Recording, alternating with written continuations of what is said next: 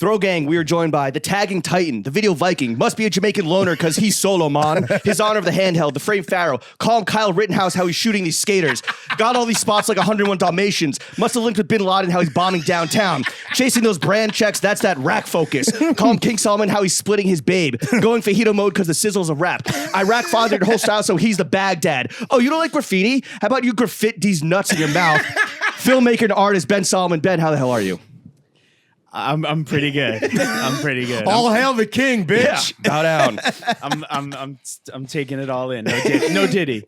No Diddy. This is topical. You ever film Diddy?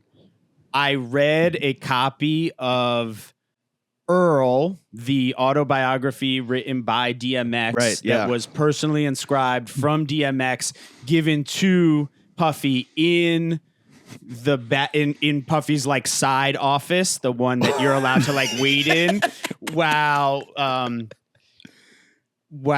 working on a quotes. No, it was like a doc about Sean John. It was the year that they won like CFDA, I believe. And maybe it was leading up to that, or it was the year after. And I was not in very presentable like shape. Okay. And I was much younger. I wasn't the director. And so my role in the end was sort of like, post up in the side office with the gear. And like, maybe I was like swapping cards out or something. You were a grip for the casting couch. Yeah, exactly. Make sure the video cameras in the bathroom are running. Yeah, exactly. So I used that time to read E.A.R.L. by Earl Simmons. I think that's on my nightstand, actually. It's for real. It's for real on my bookshelf. I have it. Oh, incredible. Yeah, where my dog's at. I like it. Stop being greedy.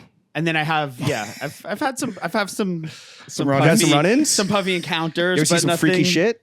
No. I mean, he kept it kosher in front of it. He knew that this man here, the king of the Jews, runs Hollywood, so he kept it kosher in front of you. I don't know what that the guy's only running, man more powerful than Puff, dude. Ben Solomon. I don't know about all that. Maybe now. Yeah, now you are. Maybe whatever the date is now that he's crumbled. But where is he? Horrible criminal acts aside. Buzz of the year? No. Go. Oh, okay. Like top 5. You still listen to his music?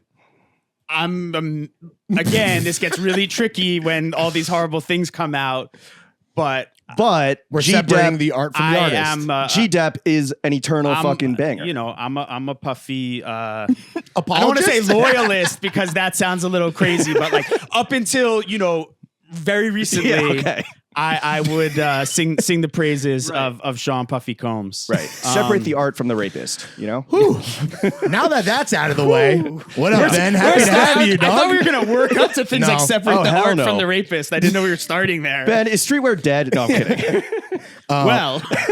Speaking of streetwear, I feel like you came through wearing some streetwear yourself today, Ben. Let's do a little fit check, dog. You want to start top down or bottom up? There is a correct answer. I mean, the head is where it begins. You gotta go. You're a police officer. Big brain shit. No, police officer. Yeah, top down is a cop. That's how we kind of approach it on this.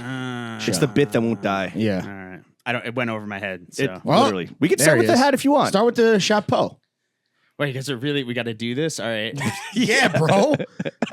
Is this why you've been like dodging us for so many years? I got to talk about my clothes. Yeah, just go fast. Quick, rapid fire. What's the hat ski? Yeah. The hat is a Konya 6-panel hat by Supreme, of course. Konya 1, crazy life. 2, life in turmoil. 3, life out of balance. 4, life disintegrating. 5, a state of life that calls for another way of living. Incredible film. I know you told me you wanted to talk about films a little bit. Oh, yeah. I think that concept speaks to all walks of life on a daily. So this is definitely like a regular. That's your like daily mantra. Yeah, kind of. That's like a uniform. Yeah, you are wearing a lot of words. Uniform hat. Yeah. So is that what streetwear is? Just clothes with words on them? Yes, and it becomes like an equation. Everything in life is an equation, right? Yep. Everything in art, getting dressed, whatever it is, right? Abstract mathematics, and how many words and what the words are. It's a very difficult. Balance to strike. So, and yet maybe too many words. That's why I'm not actually wearing the hat. I just kind of put it there. But you just like read it to everybody. You guys asked me where it started. Well, you can't cover this cabbage. I mean, your hair's magnificent, bro. If you're over 35, male identifying and have a full beautiful head of hair, you have to rep. Let it and ring. you have to like literally rub the faces of your balding friends and haters alike in the beautiful hair that you're holding down. So absolutely.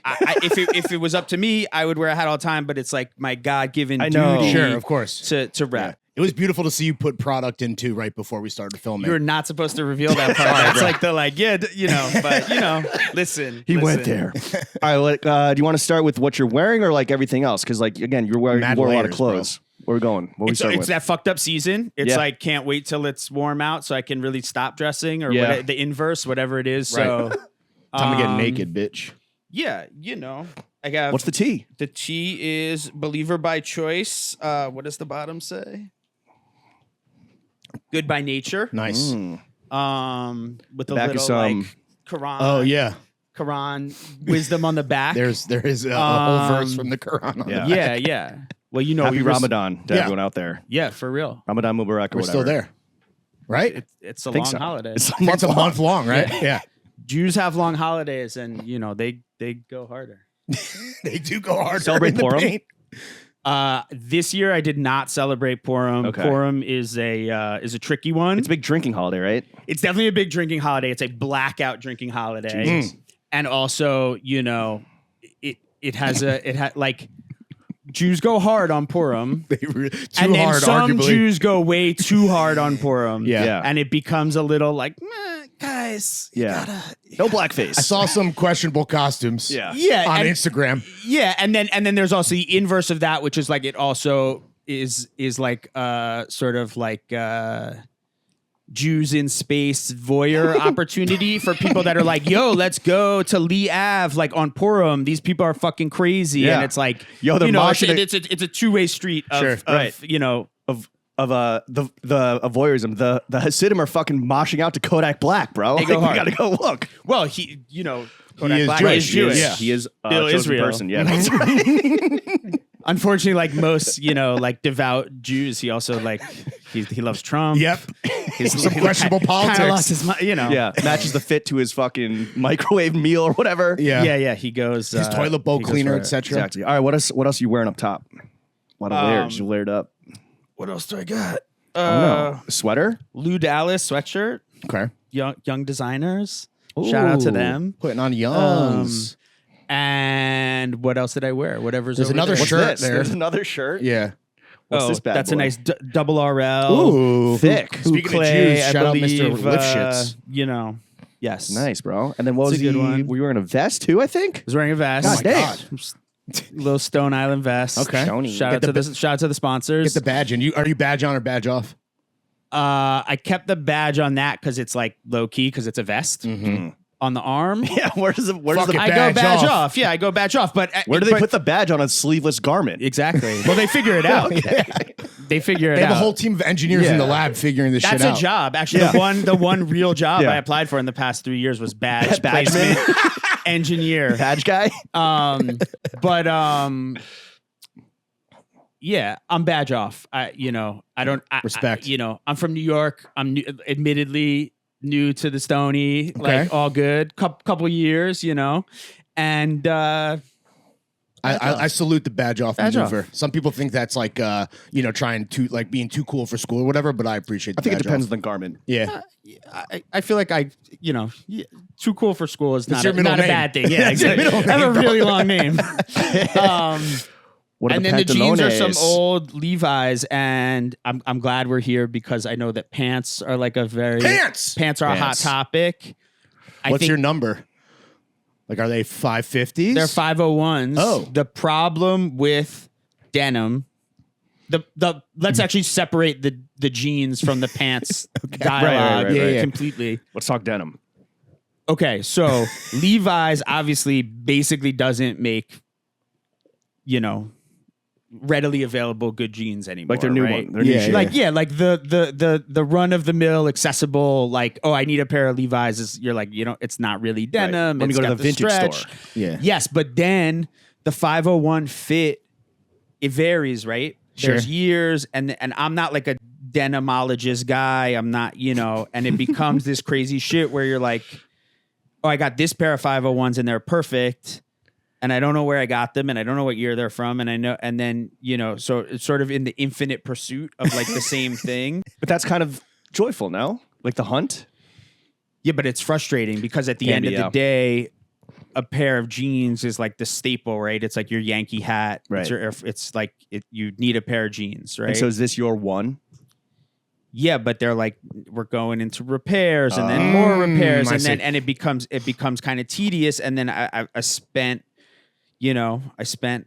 some time earlier this year, like on okay, need new jeans. And it's like it's an arduous process. It's an arduous process, and it's often extremely, not only is it not rewarding, it literally ends with nothing. It's about the journey, not the destination, But dog. It's Sisyphus. Yeah, and but jeans. I'm pushing these jeans. You up haven't the hill. ventured outside of Levi's, like Levi's I have, vintage? but at the end of the day, it what about comes Supreme? back to People that. love Supreme jeans. Yeah, great denim, in my opinion. I can't remember the last pair of Supreme jeans I had. I have had them. It's not my Not for go-to. you. All right. Again, I'm also short. I'm not A short king. fat. Short king. A short King Solomon. I'm not particularly thin. Body positivity. Absolutely. Got you. Mm-hmm. And so then that becomes the next thing is like, are you copying jeans and hemming them? So I did recently have, and this has happened to me before, a traumatic experience where I said, fuck it. I'll get, it's been a minute since I got a new pair of like double RL jeans. These ones are good enough. I got it. Okay, cool. Let's do it.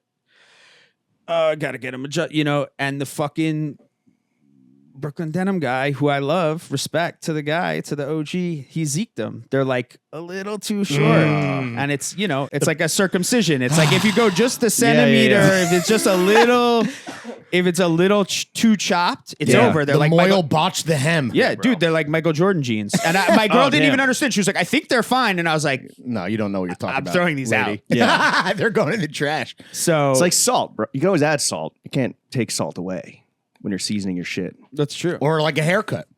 Yeah, it goes back though. Well, That's true. for some if you're guys, for this fortunate guy. enough Yeah. to have hair, Again, if you're blessed. I've got plenty of Hashtag bad blessed. haircuts. I got a good one right now. I don't know if it looks good right now. It looks great. But anyway, yeah, jeans. Okay. Traumatic That sucks. experience. Pants in general, stick with what you love. What are your and pants, no. Rotesh? Typically. You a Dickies guy? No, hell no. Okay, sorry. Dickies I don't know. guy. The fuck? Carhartt? Carhartt? What we No, doing? I don't wear Carhartt pants, but I'm down. But that's like a thing and now it's a thing, and I'm like, it's all right. Like I've worn plenty. When of a thing Carhartt becomes a pants. thing, does that does that make you move away from the thing? If it's your thing, if it's my thing, no. Like I don't care. Like if okay, like Like if he was there. oh, Supreme is Yeah. OD. Like okay, cool, whatever. Like I wore Supreme. I wear Supreme. Cool. A Yankees hat, a Air Force One. Other footwear choices Eventually that those one classics. could make. Eventually Like, the losers will move on. yeah, things going waves, but pants are forever. Pants are forever. I don't know. There's like some comb pants I like standard. Wow. Okay. They're in the like they never go on sale because they're like this. So it kind of always sucks because I go during sale and then I'm like, oh, what about these? And they're like, they don't. But that's a good one. I'm an old head, so I still go for like a standard army pant. Okay. A Surplus. classic. Yeah, a classic. And that's also I would say that's like the good barometer for like in the baggy debate. It's like that's the right. The that's fatigues, the right just like good old bagginess. fatigues. Yeah. Not like totally ballooned out, but like also not too slim straight. Yeah, you got to strike that balance. Life's all about balance, Ben, right? Yeah. And equations. and so are pants. Math, words, etc. yeah. What are the socks and shoes that you so kindly left outside? Thank you for appreciating my culture. What shoes did I wear? Air Oh, Max. 95s. Air Max 95s. I feel like I always see you in 95s. Well, Is that the best sneaker of all time? it's the top 3 for sure. Okay. Mount Rushmore. Feet on a Mount Rushmore, it seems upside down. You got to go bottom up. You got to put them in the... I didn't know I was talking to a fucking historian over here. I thought we were talking about fucking streetwear, bro. No, well, you started the conversation with the top, Yeah, all right. Yeah, 95s always. How many pairs do you own? like currently Yeah. or for Not in your lifetime. probably there's like 5 in rotation at the crib Damn. and maybe like another 5 in this Storage unit. On ice? yeah in the box, and then some undefeated socks. Okay. Consistently still years later, incredible socks. Some Nice. say their socks are undefeated. Nice. What are the panties? Likely Uniqlo. Boxer briefs? No, Boxers? straight boxers. Wow, Fuck yes. Straight dude. boxers. We're on a Run we're on a here. crazy boxer run, so he keeps track. I'm trying to get you. I'm trying to. He keeps track like Diddy. Release the list. I heard no drawers at the freak yeah? off party. Oh, that's for the sure. rule. You got to sign an NDA White pants, though. and no No But yeah, I'm wearing drawers. boxers, trying to procreate, so I got to let them. Oh, shit. You Oh, know? nice. Let the clackers clack. Is that good for the spermies? I don't know. I feel like in the 80s or something they would say that, or in like Well, so I like just skinny am- jeans like kills your sperm count Yeah. or some shit because your shit gets too I hot. think you're just less likely to like find a woman that will Right, carry your yes. children in this. unless you're in like Europe. Right? Yeah. What are the fucking spectacles? Let's go, baby. Another thing that's your thing. These are so these glasses are part of like a stack of the same pair of frames I've sort of had for many years.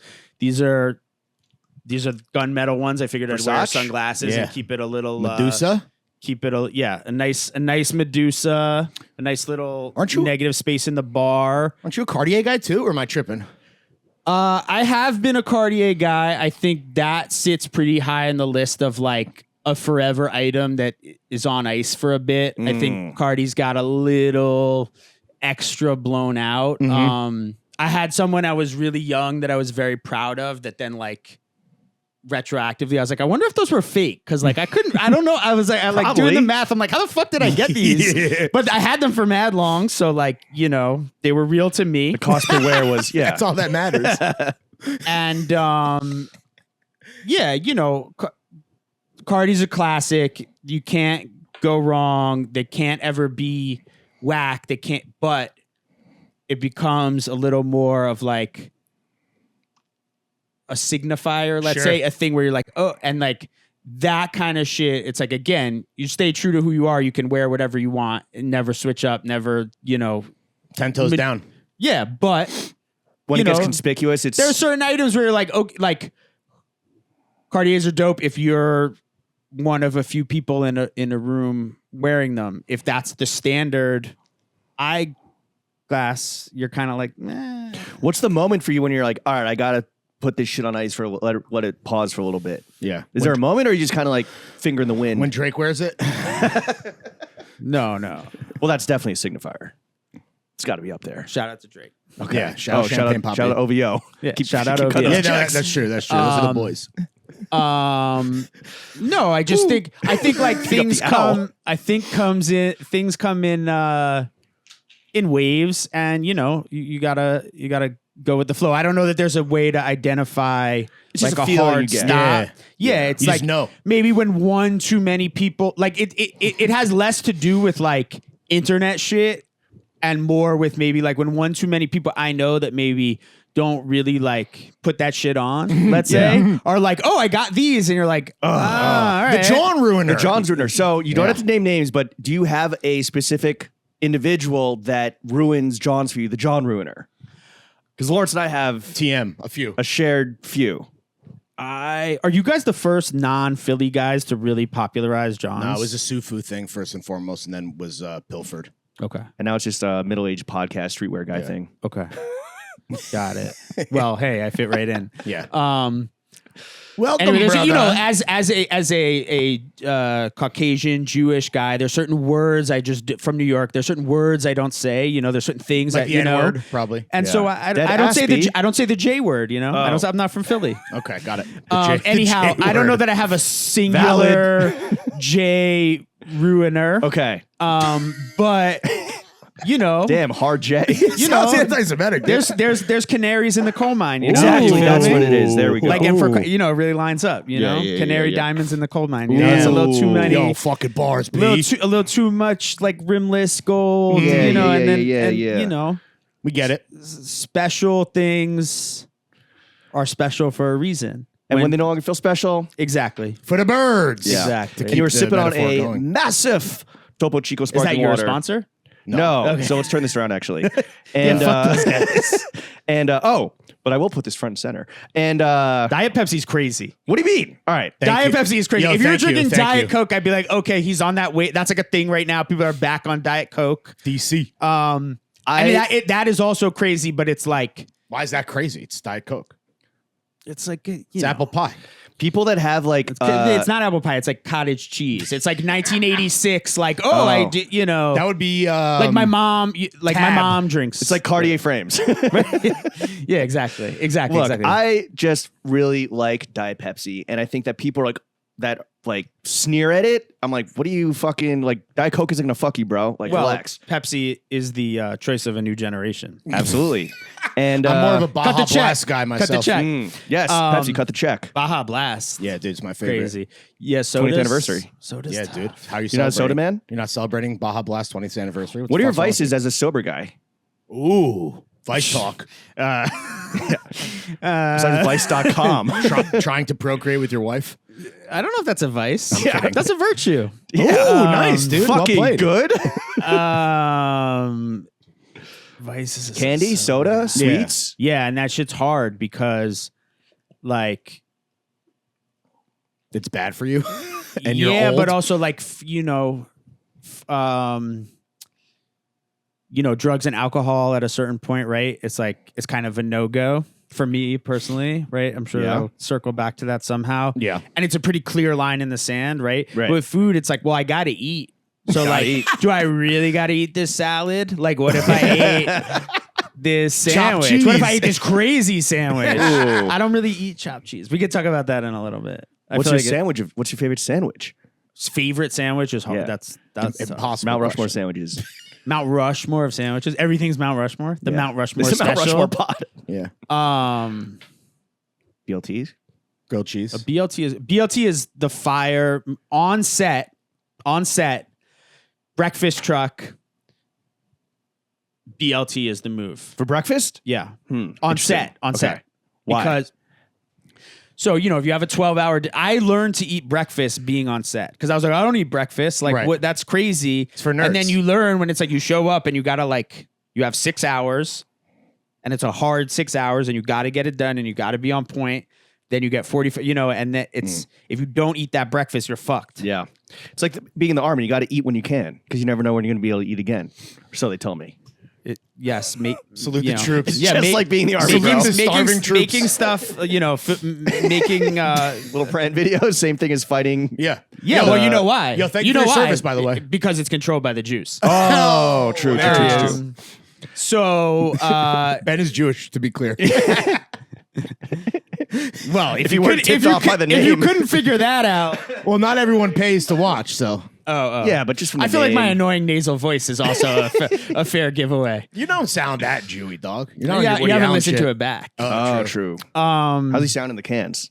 Pretty fucking Jewy, actually. I can say that I'm also Jewish. There you go. I'm so also Topo Chico, Jewish. What about, we're not going to name the coffee shop because we won't want to fully dox me. Although you are one of the last guests, I think, to record in my home and not in our future office. Congratulations. Oh, congratulations. Thank you. Oh, what's the fucking swag rag, bro? It is. This is probably like cancelable. Oh, is yeah? It? Is it like a... What's spicy? No, it's like a capital. They do different stuff over there. It's not the giant swastika capital bandana, which is a the classic Hindu symbol classic of, capital peace. piece. What is this one? Just like some like Oh, Native Native American American, saying? yeah. It's got Show. some maize. That's Spanish for corn. Yes. I don't know if you're familiar. Maith. Yeah, it's a little. That's not so Hey, bad. that's just- I've seen worse. yeah. That's just a sports team logo, you know? yeah, it's all Yeah. right. Nice, dude. Yeah, that's... Yeah, let's Let's go. Okay, there it is. Keep it going. All right, Chief. Whoa. All right, fit check, drink check complete. Let's get into the meat and potatoes of the podcast. Ben, I think people probably know you best for the... How many fucking videos have you done for Supreme now at this point? A lot. A lot. For how many that's years? not like I don't know. How many Not years a now? lot. Like at least 15? 12? I think the first thing we did was probably in 2010. The first thing that Damn. it came out was in 2011. Was it the... What was it? The first thing that we put out was the Ariel film, which is like Goated. Yeah, Legend. is a good one. Do you get proceeds from the fucking t-shirts with that feature your image? Or the baseball gloves? Yes. Oh, Nice. shit. Hell Cool. yeah. Yeah. All right, support your local film director. So from like Snake Charmers in India to Muppets to Crop circles? Crop Circles to Katt Williams stand-up, what has been your favorite video you've ever done with Supreme? Well, first and foremost, the like beauty of that relationship and the work I've made there is like the range of stuff that I've been able to do. Because also as any type of filmmaker, but especially as like a commercial director, you know, most people that have like good careers, they do one thing, and that's how it works. You're like, you're a car commercial guy, then you're a car commercial guy. Right. You're the Nike sports guy, whatever.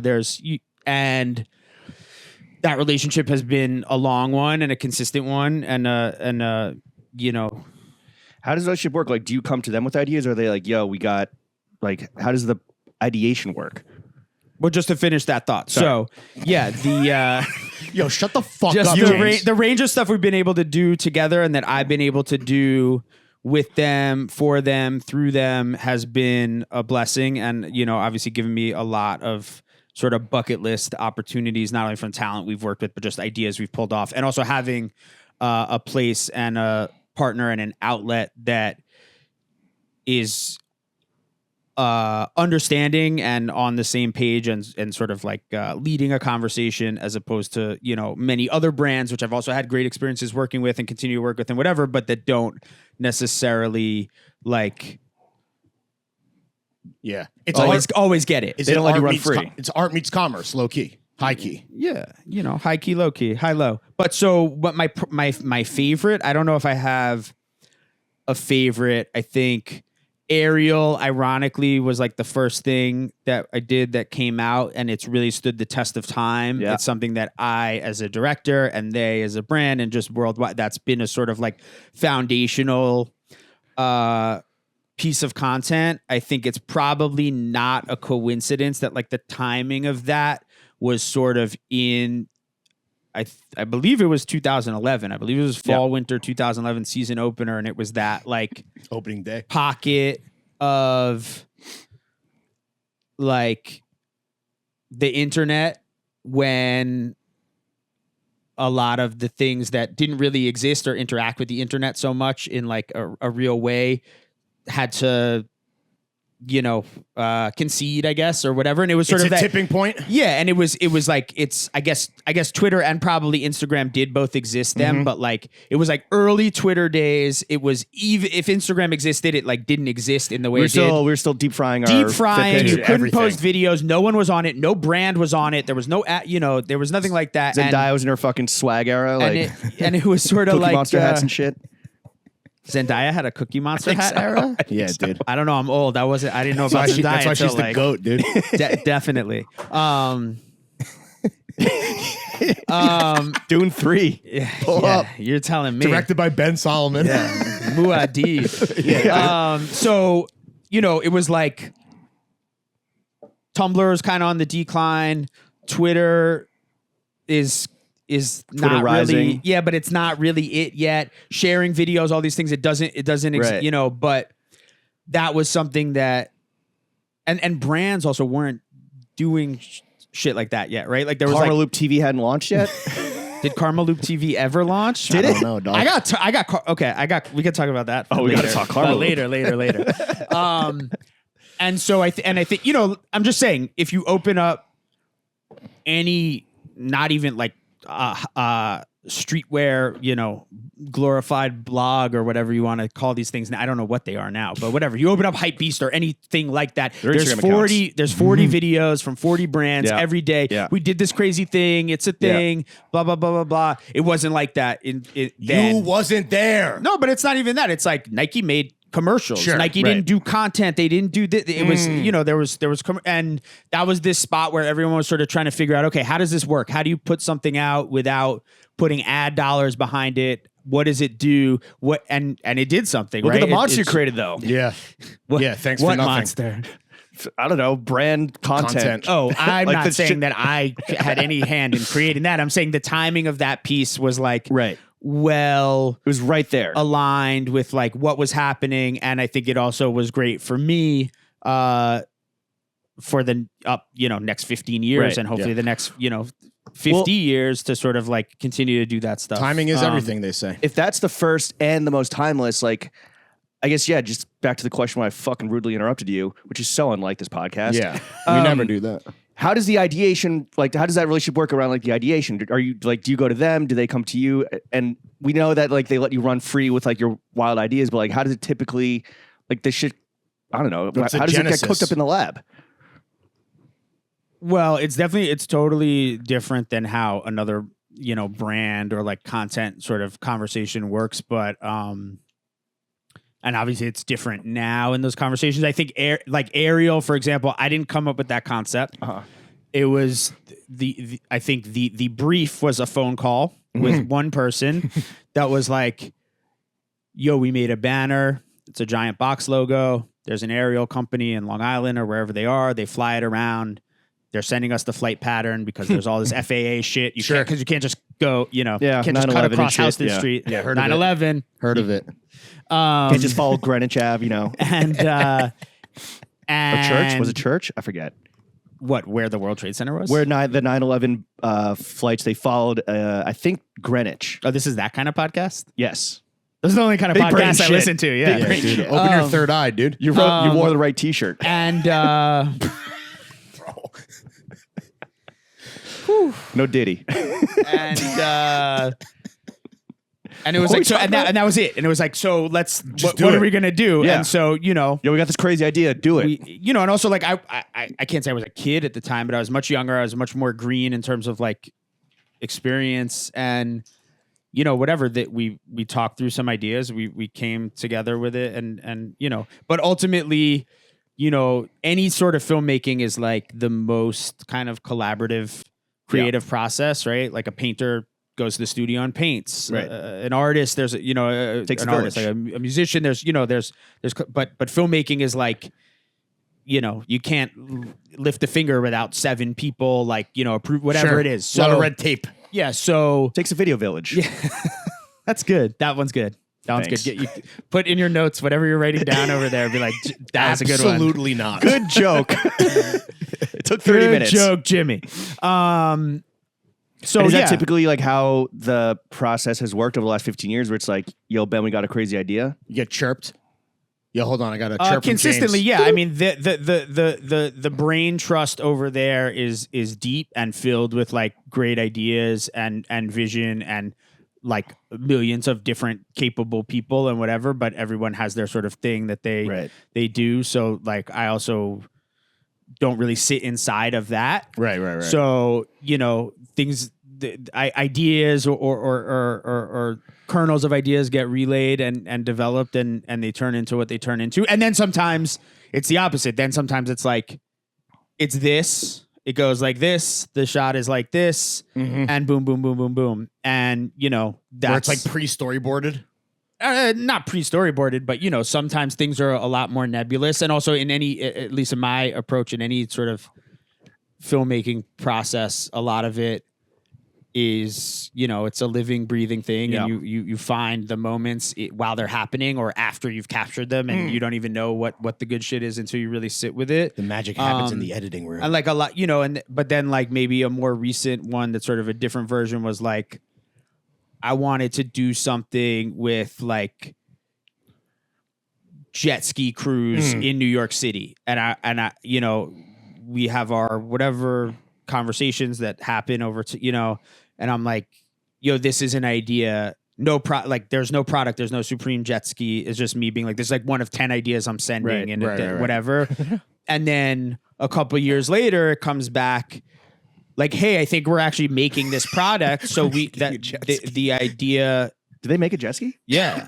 Yeah, bro. You don't have one? Dude, I thought you Fucking did broke boy. research for this episode. Hell no. You're not familiar with jet ski, the content? Me and Ben no, have I a know whole the fleet. video. No, they released the jet ski. Yeah. Fire. A But wave anyhow, runner so or it's whatever. like that, and it's not Sea-Doo. they didn't make a jet ski because I Right, suggested that idea, and I'm sure someone else had to sit whatever. But Stars aligned. it came back and turned into something, and then there was like a reason for it. But that whole crew, has been great for me throughout the years, even as the crew has changed and the way we do things has changed and whatever. And James obviously The vision. The goat. is has the vision. So Yeah. it's like Sup, mate? if he and if I'm like, yeah, what about this? He's like, yeah, that's cool. I'm like, all right, sick. That's like that's bruv. the highest praise. Yeah. If it's like, Yeah. yo, that one was cool, Hey, mate. like Yeah, bruv. Yo, all right, here's a rapid fire two sides to the same coin. What was the hardest video to pull off, like the most difficult, and then what was the most fun you had on a shoot for Preem? Hardest, most fun. I mean, this one's kind of an outlier and maybe answers both of those questions. So, Ooh. well, Katt Williams was a crazy one. And Katt Williams was a really special one. And like, one of the things I'm most proud of, it's sort of the inverse of maybe Ariel in a way, because it's almost like not timeless. We filmed it like we shot it maybe July or early, I think July 2020, and it came out like August 2020. Right. And it's like, he's talking about COVID. He's talking about Trump. He's wearing a Tekashi 6ix9ine wig. Well, Like, that's a forever style. he's performing a stand-up routine in an empty room It's to very no COVID, yeah. audience. Yeah. And those are like, unfortunately, for better or worse, all of those topics like remain sort of 4 years later, Yeah. But Time is a flat circle. but at the same time, it was a very like of the now moment. And that's, I guess, just sort of a sidebar. But so the logistics of like shooting in COVID.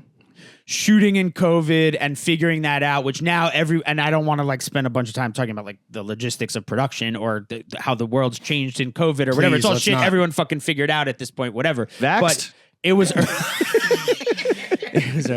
yeah, I'm like canceling shit out, right? Like I'm wearing boxers, but I'm vaxxed. But, So but yeah, your sperm is ruined, dude. yeah, it's no. Yeah, hey, but when that class action lawsuit hits, Hell yeah. so that was a really dope one. It was challenging. And again, that wasn't an idea that started with me. Will Perkins sort of masterminded that concept, and then ultimately, once Katt is like, "Yo, I'm doing it," it's like Katt doesn't need Let him cook. us to do any. Let But Katt It's pretty cook. serious, right? Like yeah, I in mean, the whole he's, video. I mean, yeah, he's talking about like very pertinent stuff at that time and forever. Yeah, and it was, again, I mean, that's like the beauty of, and actually he has some interviews besides like the recent interviews.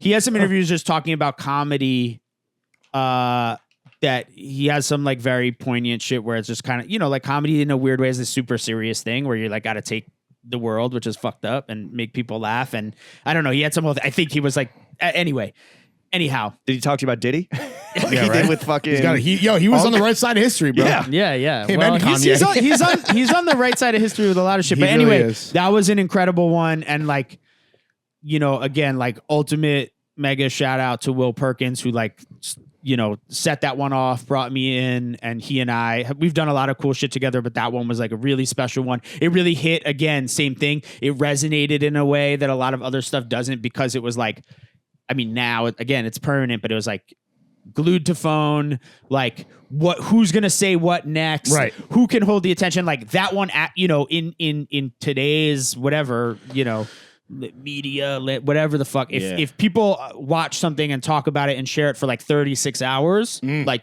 you killed it. Yeah, you killed it. It made more waves than a jet ski, brother. Yeah.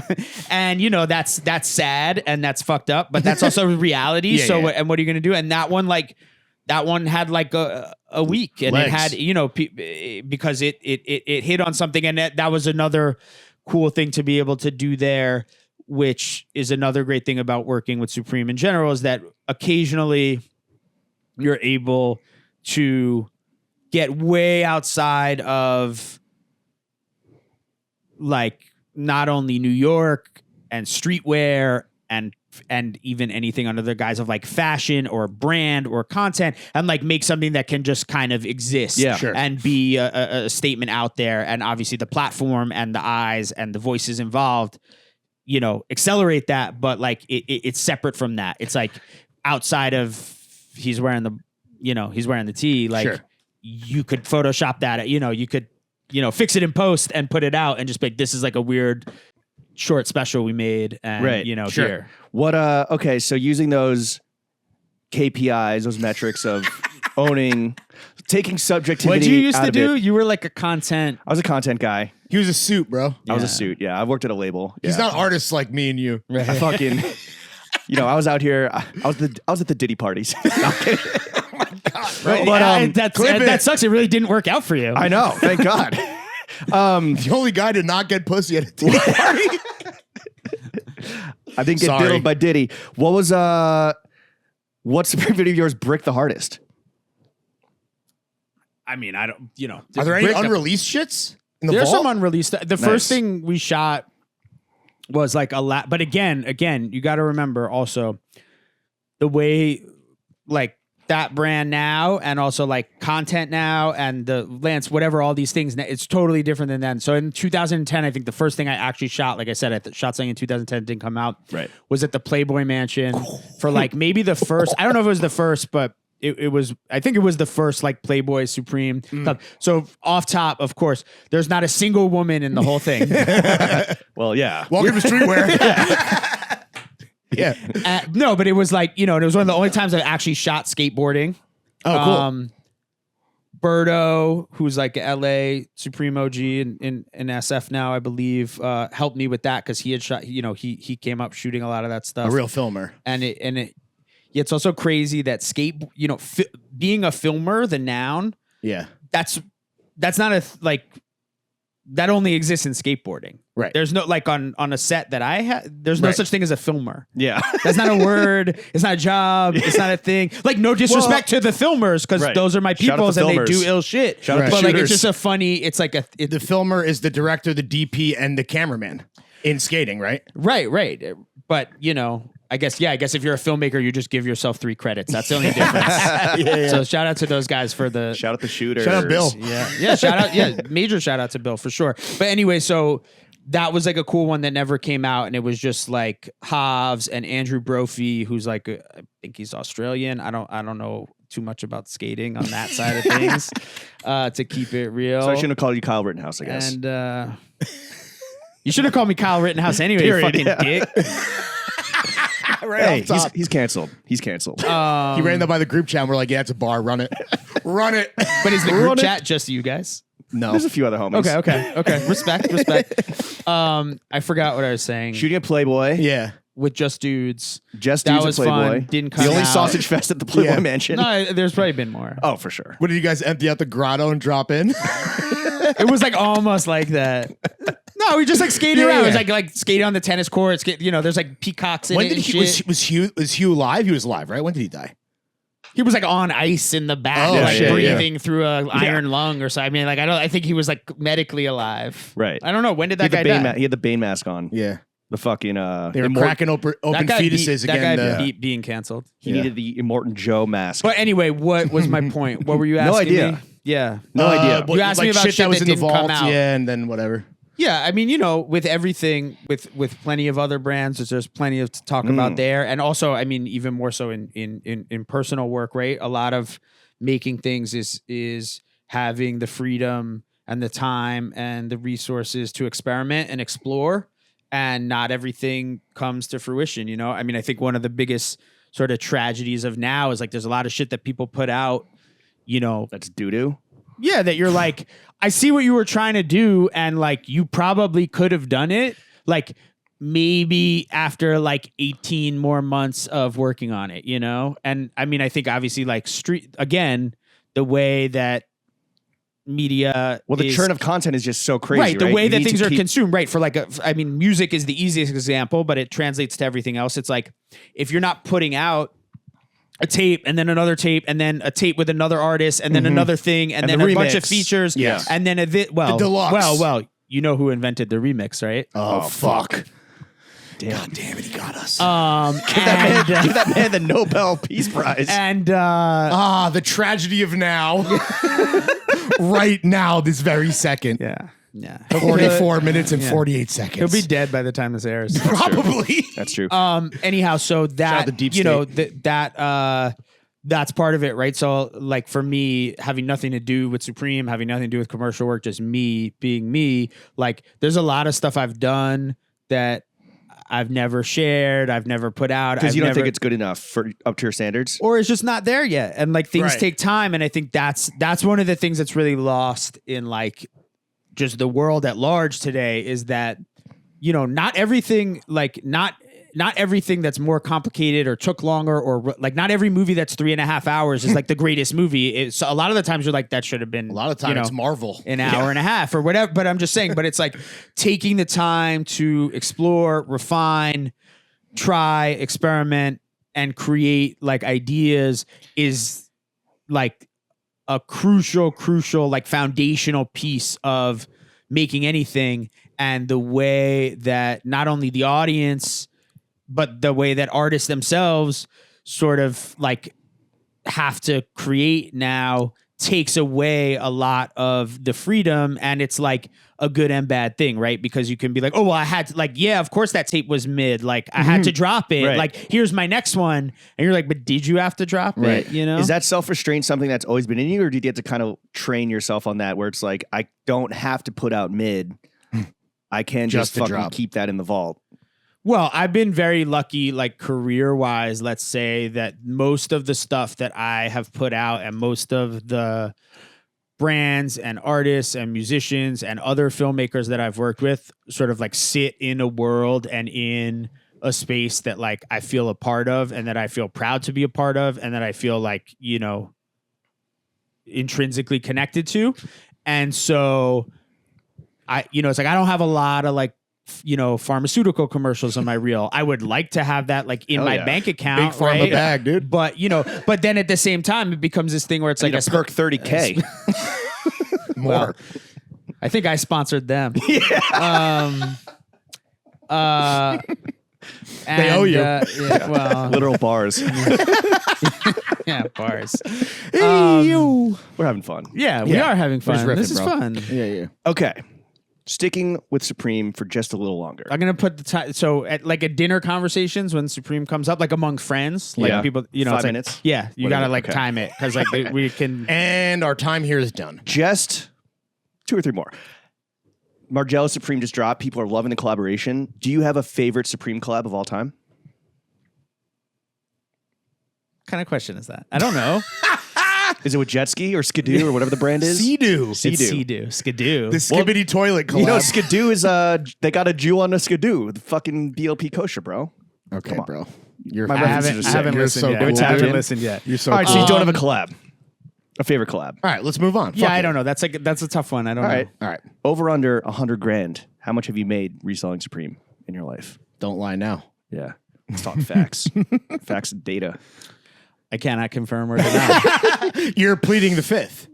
We kind of talked about how like you're happy when a thing becomes a thing and you like press pause on it yourself, but then like eventually those people that are just chasing the thing, they're going to move on, right? That's just the nature of like these sheep, these people who they are. Sheeple. Yeah.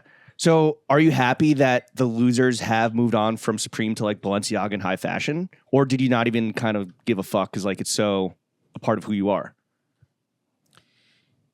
Yeah, I think again, like I put that in the same category as like a Yankees hat or a Champion hoodie or a pair of Levi's or a pair of Army pants or a Air Force One or an Air Max 95 or whatever the fuck. Like you like you can't, you know, it's like, am I gonna leave the house like head to toe, like you know, or like think about polo, right? Ooh. And polo means a lot to a lot of people in many different ways. Yeah. He's got to, take a sip of the topo. Yeah. Wedding's whistle. Yeah. So there's you know, I don't know how they actually measure generations, but you know, By like, years? I don't know. Probably. in New York, let's say, and worldwide, but let's just talk about New York, right? Like polo, New York is the world, baby. Capital of the world. you know, means something, right? And there's a culture that was like, created out of, you know, kids from Brooklyn and uptown, like taking polo and Queens, taking polo and flipping it and making pieces become iconic in a way that like maybe even Ralph didn't see them or whatever, course, and all these things. And there's a whole genesis there, and there's, you know, history and story, and it's been talked about, should continue to be talked about. It's mega important, right? And I mean, polo goes up and down, right? But are you? I mean, I know you because last time we like saw each other casually, we were like talking, but it's like you're never gonna be like, oh, I'm not fucking with Ralph right now. It's like maybe you're not getting like the big like, you know, it's like think about like big horsies. Like I never rocked that. I was like, yo, that's crazy. That's some like that horse is too big, bro. Yeah, like basically, no horse should be that big. But then young Dolph makes it look fire. You know? Well, I think a valuable lesson lots of kids could learn is like, don't always try and dress like rappers. Also, a lot of rappers, a lot of rappers dress like shit, and a lot of rappers who don't dress like shit, most of their swag comes from like street cats and like people that have nothing, you know. But like when rappers like set the trends, and again, I get that in like a universal way because it's like, you know, someone in the middle of fucking nowhere. They don't. Well, now maybe on Instagram they do, but like you don't really know what's going on in New York, whatever. But like, that's not where you should be getting your style from, except for Kodak Black and BLP Kosher. Yeah. Jew on the Skidoo. I would rock a Sniper Gang sweatsuit. But anyway, I'm just saying. So it's like Ralph. It's like you are a shooter. It's like, yo, you're not like you're not walking away from that because you see some corny person down the road. And the thing itself is not corny. It's that the cornballs have temporarily appropriated it. And also it's like, it's not even about that. It's a ubiquitous thing. It's surpassed the conversation of like, yo, if you know, or like, again, like I said, like signify, you know, it's removed from that type of thing. It's just a ubiquitous thing now. Well, Ralph and Preem, hate it or love them, they're above the law. At least in my opinion, where it's like, you don't have to fuck with it, but like that doesn't mean it's bad. Yeah, and there's more. It's like you know, like North Face or something, right? Like I grew up rocking North Face in a very specific, like New York way, New York pocket, and whatever. And then, you know, you see what they've been doing and what like it or hate it, and it expands, and and then it's like, I'm still gonna wear a fucking North Face. I'm not gonna wear that one, but you know what I'm saying? Like it's not like that doesn't. It can't taint it for me. Like it's you know, it's a forever. Yeah. All right. I want to go back to your youth a little bit. Speaking of ubiquity, IRAK, bro. In its prime, how nutty would the IRAK crew get when you guys linked up? There's a lot of lore, right? But like, you know, I feel like I want you guys to tell me the lore. Drugs and alcohol. Yeah. Yeah. So okay, moving on. Okay. No, I mean literal IRAK war stories. Yeah. Fallujah. Yeah, bro. No, I mean bombings. First of all, when you're like a kid, linking up is like you're just hanging out. Right. There's no, you know, no agenda. Yeah, and you know, so I don't know. That's hard to answer. We can talk about it. I just don't know how to like. Right. I don't know what's. You look back totally fondly on that time, or do you have regrets? Well, I mean, you know, that sort of covers a lot. It covers a lot of time. Also, like I said, like I don't know how you define a generation. So like I don't know how you define an era. I mean, I still you know, I still rep IRAK to this day. I'm still, you know, my closest friends are still, you know, those guys. I don't know that I have any regrets. I have a lot of dead friends. Right. And I miss them very much. And I regret that they, you know, passed away. And I feel very lucky and very blessed that I'm here and that, you know, Kunle's here and Nico's here. And, you know, I'm not going to name a bunch of fucking people, but, you know, you know, not everyone, but like a lot, you know, and are more here than gone from the OG crew? I know that's like a serious question, but a lot of my friends are not here. A lot of people passed away along the way. Not all 15 years ago, some super recently. Yeah. And you know, I think that's sad.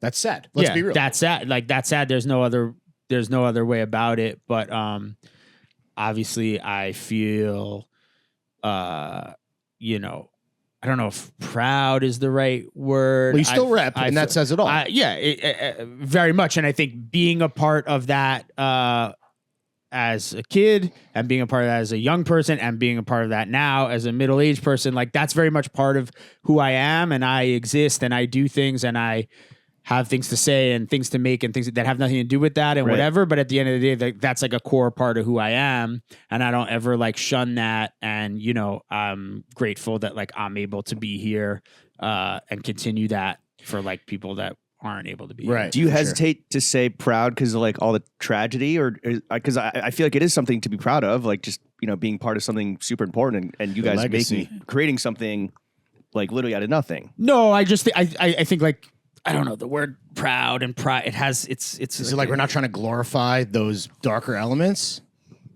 now that we're older and more mature with hindsight? No, I think it's just, I don't know. It's like being like, oh, are you like, it's like, are you, well, I guess I was gonna say like, it's like being like, oh, are you like a proud New Yorker? And like, I don't know. I'm just a New Yorker. I don't know. I don't have a Fuck Eric Adams. Well, yeah, for sure. Fuck Eric Adams. Many people call Eric Adams the Eric of New York. He's like the Diddy of New York. Yeah, he's got Diddy vibes. That's what I was gonna say. Is that he definitely for sure, like, big grifter. There's some stuff going on, but yeah, I mean, I think that you ever chilled with him at an event? he's at everything. Yeah, he's party out. animal, dude. I'm not out anymore. I don't go out. But yeah, I mean, obviously, being a part of that is super important to my identity and my work and the way I think about things and my group of friends and our perspective and our experience. But at the same time, it's like there's definitely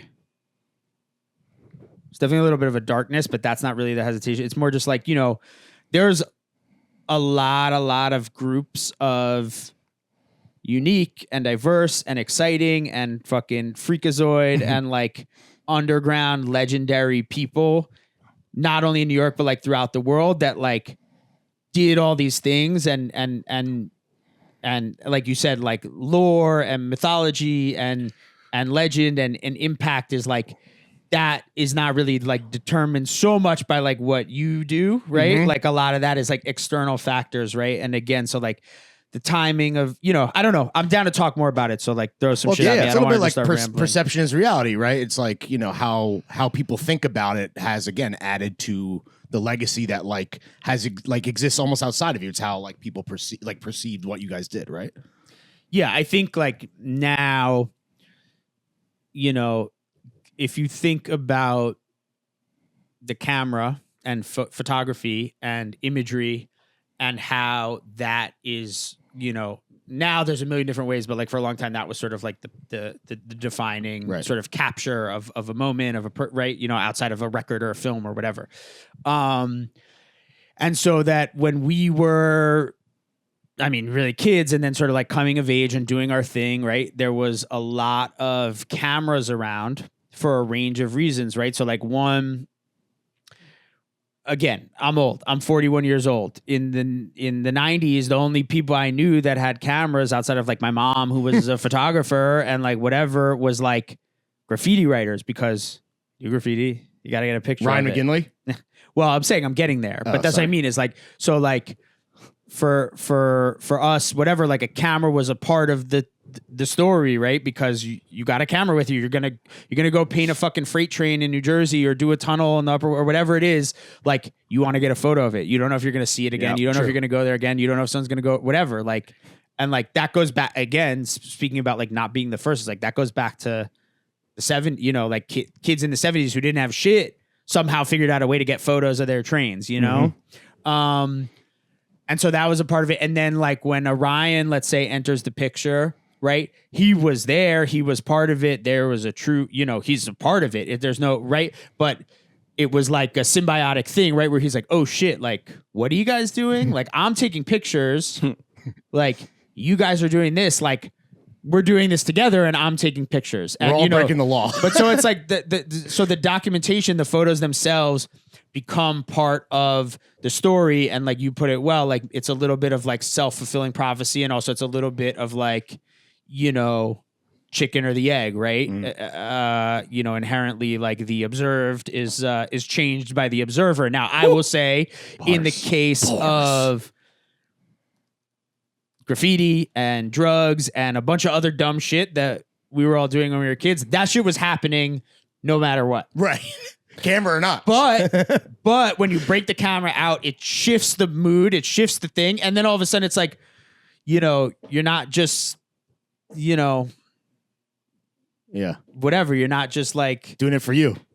Doing a line. You're like, let me put the Spider-Man mask on. Yeah. Let me do it off of someone's cock. That was happening either way. Right. Okay. No, you don't need to break a camera out for coke to get done off dicks. Yeah. That's going down. So, and then obviously Dash's photos themselves. Yeah. A lot of people in the crew ended up with like very serious art careers. A lot of and I think the other thing that was exciting about that for outsiders is that because there were these photos, there was like an entry point for people to like find out about this stuff, not in a like, yo, Style Wars, or like, oh, I'm really into to like 1988 or something. They're like, yo, this is happening now. And again, it's sort of in this pocket of like that I would fully say is like pre-internet. Sure. Yeah. 100%. And the like sort of last stand, or maybe not the last, but like the almost final phase of like non-internet media, right? Like that was something they could like bite into, because it's like there's a couple photos, there's a couple stories, it's accessible, it's a physical thing. Like that's also, again, this has nothing to do with IRAK, and maybe we'll talk about this a little later, but it's like that's what's lacking today, right? In a scene or in a crew or in a group of people, is like the physical spaces, not just one space, right? The physical gathering, like an actual community, not like a brand saying community, or not like shit. Like you could just be like, oh, I heard about this, I read this one, I saw this one thing, like I'm gonna go find this thing, and like you could find it. Like you might not find it the first day, you might not find it the second, but like it's not gonna take you more than like a couple days. Now all we got is Space Invader. Space Invader was around this. Space Invader's ill. I know. No, but there's literally an app where people like hunt his things. But now you have like real life Space Invaders that are like, yo, what's up, man? Like, what's up? Yeah. And you're like, Clout yo, chasers. chill. Yeah. Or whatever it is. I'm just saying. So, that, I don't want to go on like a total left field tangent, because I have a real point I was trying to make. Well, yeah, I think the tangible is, it's just all phone screens now, right? It all is just like fucking content. And back to your early point, it's like this shit don't ever stop, because it really is. Everybody has to be posting constantly. Always be posting. Always be publishing. Yeah. Yeah. Glenn Ross. Yeah. Great movie. But yeah, I think that captured a lot. And you also got to remember, again, going back to the posting shit, now there's like a flattening of the world, right? New York, it's still New York, but it doesn't hold the same weight that it once did, because the kid in Ohio or the kid in fucking rural, I don't know, Kentucky. Yeah, or in Portugal or in here or in there. It's like they can listen to this. They can see what you wear. They can see what whoever they follow, where they can and they can be in their little hometown doing their thing. And you're seeing, it's like there's a democratization, a shrinking of the time-space continuum. Yeah, something like that. You said it yourself. It's a flattening, bro, and there's pros and cons to that. But the tangible is definitely gone. Yes, and so before that flattening, like those little pockets of culture that didn't only exist in New York, they existed in all over, including in little small towns and places that like it's not like a New York centric view of the world, but obviously there is something there like that attracts a like-minded person or an exploratory personality, or someone that does, like you're being drawn to something, right? People are drawn to New York. People are drawn to Los Angeles. People are, because not because like where they're from sucks, but because they want to go where it's happening. But high likelihood that it does suck. Where you're from does suck. Yeah. Let's be clear. Yeah. I'm sorry. Compare it at least. Come to New York. Sorry. It also sucks here. Yeah, true Yeah. story. Sucks everywhere. You can make Spoiler your alert. you can make your get ready with me videos here. Paying $5,000 a month for a fucking 1-bedroom. So in an interview, I think with O32C, Kunle was talking about how his favorite like piece that he's done, actually speaking of the tangible, like are like he only knows where they are, and I don't know if they've ever been documented or like widely known like location wise. Do you have like and he mentioned like a spot where like his shit is still up from like I don't know how long ago. Do you have a spot that like is your favorite place you've ever bombed? No, I've never done a piece of graffiti that was like worth being preserved. Really? And I don't mean that in like a self-deprecating way. And part of the like beauty of graffiti is not only that it's temporary, but that it's like just a passing little, blip in time. Right. And so, I think like in that same interview probably, so I don't want to repeat myself, I was talking about like, there's little pockets, like you'll see, like even a civilian will see, and it catches the eye, not for everybody, but it does there. It's like, they're gonna, redo the foundation on a building on Bowery, and they peeled back the last layer of like shitty sheetrock that they poorly cemented over, and then all of a sudden some wall that's literally been like entombed since 1995 is just on the street as if like it's 1995, and it's just this little piece of history that and you might walk by it and be like, oh, that looks cool, or that looks weird. You might walk by it and not even notice, but like for me or for someone from my world, it's like that's a whole fucking fossil to be studied and analyzed. And it's like, it's literally like a fossil where you can look at, oh, cool, this fucking troglodyte bug from 500 million BC has like a scar on its head from a fight with another bug, but then it's missing like a leg or two, and that wasn't lost in a battle. That actually happened 100,000 million years later when like lava from here, whatever. Yeah. And there's like a whole crazy... When like, these kids from Ohio fucking listened to this podcast and moved to New York and gentrified it and put up more shitty new buildings. Yeah. People from... that's mostly New Yorkers putting up the buildings. It's true. Mostly. Yeah. Okay. Anyhow. Yeah. Who put that bug in amber? We know. Anyhow, I definitely don't have one specific piece that I did that it was preserved, whatever. You were like, shitty at graffiti, straight up. No, I'm fucking dope. Crazy. But you said there's nothing you said there was nothing. I don't do graffiti that takes more than like, if it takes me if I work on a job, a project for more than like a month, that's a crazy long time. If I work on a piece of graffiti for more than like 5.5 minutes, okay, that's like a long time. There's people that do crazy shit that's just not what I do. I don't, that's, how do you feel about like brands, right, want to like capture a graffiti aesthetic or like murals, fucking become like IG moments and shit like that? Like, do you care at all, or are you just like, yo, get your bags? Yeah. What happened to street art, bro? Well, wait. Get the bags? The brand or the artist? I mean, I've been involved with a fair amount of like very like, for lack of a better term, like graffiti, gentrifying projects. So I can't sit on some high horse and be like, oh no, it's like this. I think that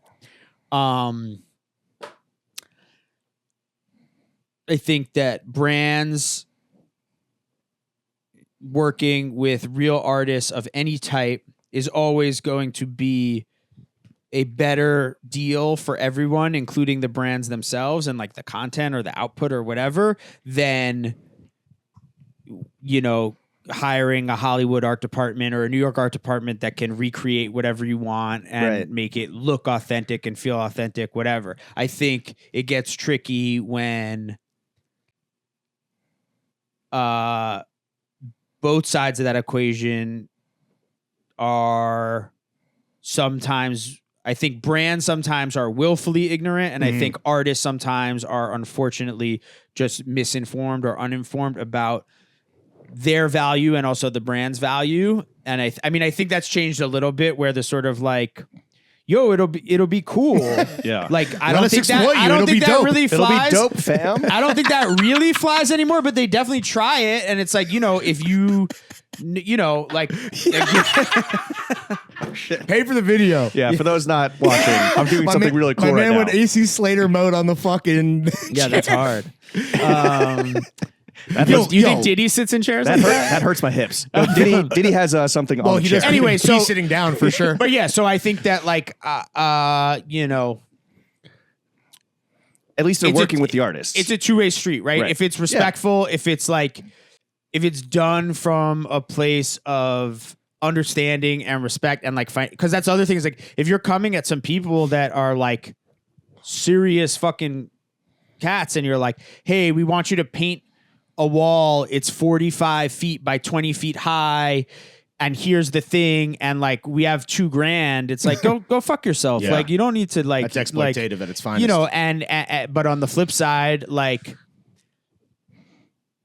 you It's $2,000. no, that is not what I was gonna say. Okay. I was like, yeah, find somebody who sucks and be like, yo, you want to do this job for $1,100, and then you keep you don't do anything, Yeah. you keep 900. Damn, you're on your Yeah. Tom Sawyer shit. You want to paint this Wow. wall? But yeah, Deep cut. I think graffiti itself is extremely not so much misunderstood, but it's like underutilized and underexplored as like a really valid, not only art form and its own culture with its own history and its own value that go well beyond like a sort of retelling of graffiti or whatever. And I think that translates to everything, both like in an art world, in a commercial world, in a historical sense, Yeah. in like anthropological, you know, there's like Damn. there's like pieces to it. Ben, beautifully put. Dude. Yeah. How many every- times have you been arrested? Yeah, because every A art, lot. How many? I don't know. like more than For a real. dozen. No, probably like a dozen. I don't Okay, know. all right. Sick. You have any mugshots? In New York, you can't get your mugshots. for real? Yeah. Oh, is that why whack, Trump's bro. mugshot never, or he just didn't get one, right? I don't No, know. it's in like Atlanta. that's Atlanta. I was in Atlanta. Yeah. Like in Yeah, Florida, fire. I got friends who have like their mugshot on like a mug. Like that's like, you know, aha. like Florida, you can do anything, but you know, when they do Sure. arrest you Yeah. for doing anything, you can get the mugshot. In New York, yeah, you can't. Damn. I wanted one for the Zood board, but whatever. Is it out there on like a mugshot shouty database or something? Mugshot shouty Yeah, Ben Solomon. Yeah, that would be sick. Did you look hard in the mugshot, or have you ever seen it? What was the fit? Do they have to show it to you? No. Did you guys You're like, Versa- yo, gonna keep the Versace. I don't think I was ever looking like that good. And, Yeah. Speaking of, I don't know, your past, was it tough getting sober while still like moving in the worlds of like graffiti, streetwear, skating, film, etc., where like so many people do indulge?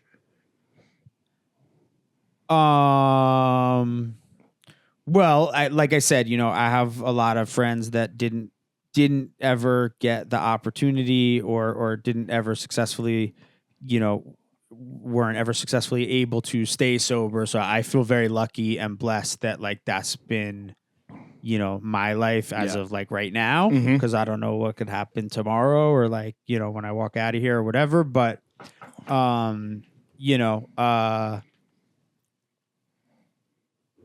Yeah, famously coming out throwing fits makes people fall off the wagon. Yo, imagine. like I took it pretty far, and Yeah. it wasn't really like a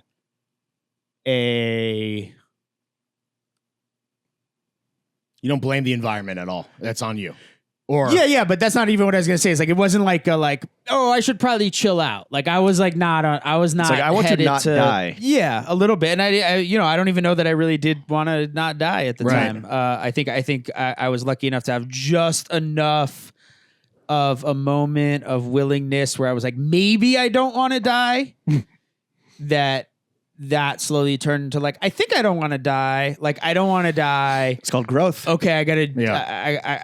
I gotta stay sober. I gotta stay clean to not die. And then snowballed. one day you're like, oh, life's coke. okay. Yeah. it's okay. Yeah. Yeah, it's Hell yeah, shitty, dude. but it's okay. Yeah, Yeah, it's yeah, very yeah, yeah. okay. That was like the Yeah. ceiling. But yeah. So you know, I don't know. I think there's I think now, when I was younger and probably like could have used that concept of getting sober, you know, at an earlier stage in my life, there wasn't that many people around me that I saw that were sober. There was a couple, but also maybe I didn't even know or this and that. I think now there's a cultural shift in that. Like there's a lot more young people I know and like people in my world and my crew and my, that sort of are sober. And I think when you're struggling, when I was struggling and when I was going through things, which like, had many different waves of it, whatever, like what ultimately helped me was like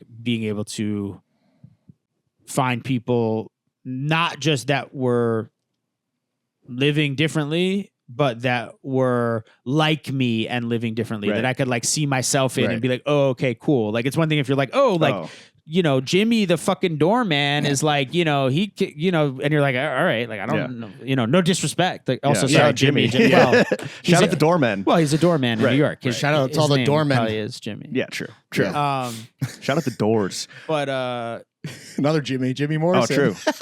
I never got it. When you realize that not all sober people are narcs, or that there are people that move like you but are also I don't really not to be like, yo, I gotta get serious, but like I don't want to like make a dickhead joke here. Like I'm saying, like seeing safe space for that though. Seeing I'll take a beat. So I think being surrounded by, not literally, but like having like touch points of people to look to for as an example, or also just to like identify in someone else, like, oh, I'm like that, I see that, and not only in it, like that's what I mean is like it's not that it's in a superficial way. Like I do identify with Jimmy the doorman, and shout out to him, and like guys like that have helped me 100%.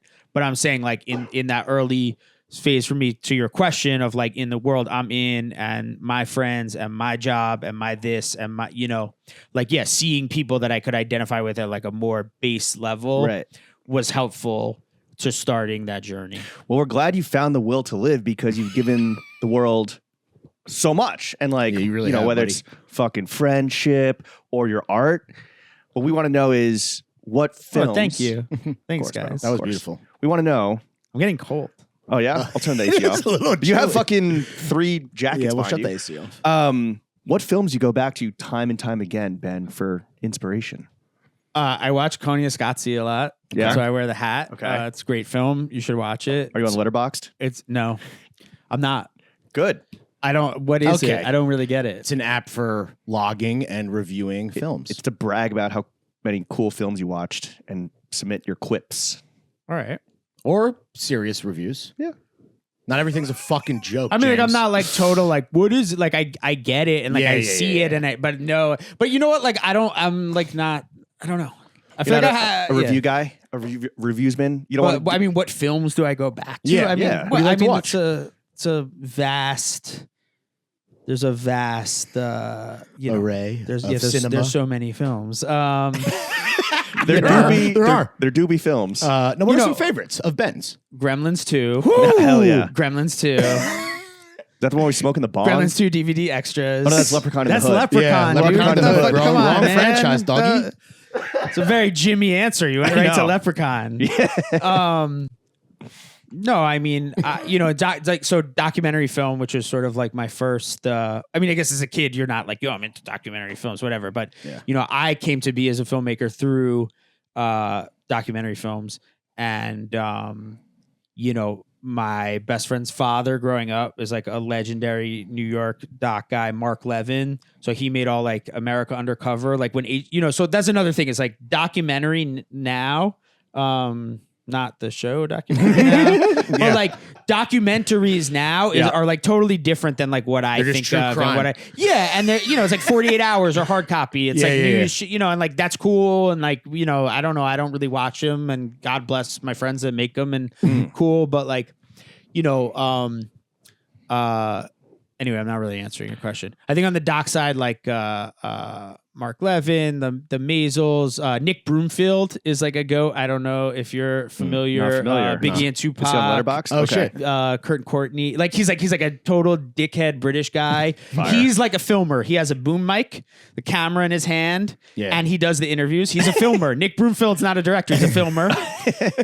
But he you know, he has a range of docs, but sort of like he did this Kurt and Courtney one. He did this Biggie Tupac one that were like his big famous ones. But it's like he goes to jail to meet with Suge Knight, like on the yard. And he's sort of like, so what's up? Did you kill? He's just like this asshole British guy, or like same with the Kurt and Courtney shit. He's like sort of like the whole thesis is like maybe it was, you know, right. No comment.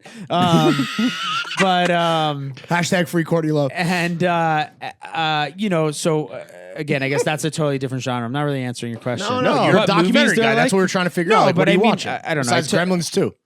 I mean, the other thing about film, like What are you throwing on this weekend? I want to go see Dune again in 70 yeah. Yeah, millimeter. Go see it in IMAX, bro. I did. That's all I saw it in. But anyway, so, you know, I think that like movies in a way that's different than music, right? Like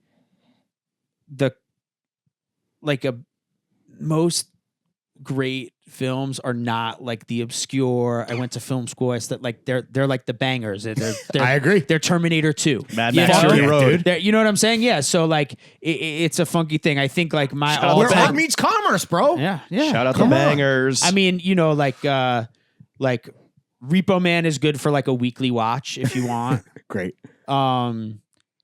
Once like I had a Big Lebowski experience that was pretty like funny, which is like probably once like super fucked up. I watched it every day for like 90 days, like every day. For and real? then 90 probably Day Lebowski? yeah, probably counting days. Yeah, counting days on Lebowski. And then I was once in rehab, and you know they had like a TV you could watch at night, and like someone had like the contraband USB, oh shit. and it was like. Fire.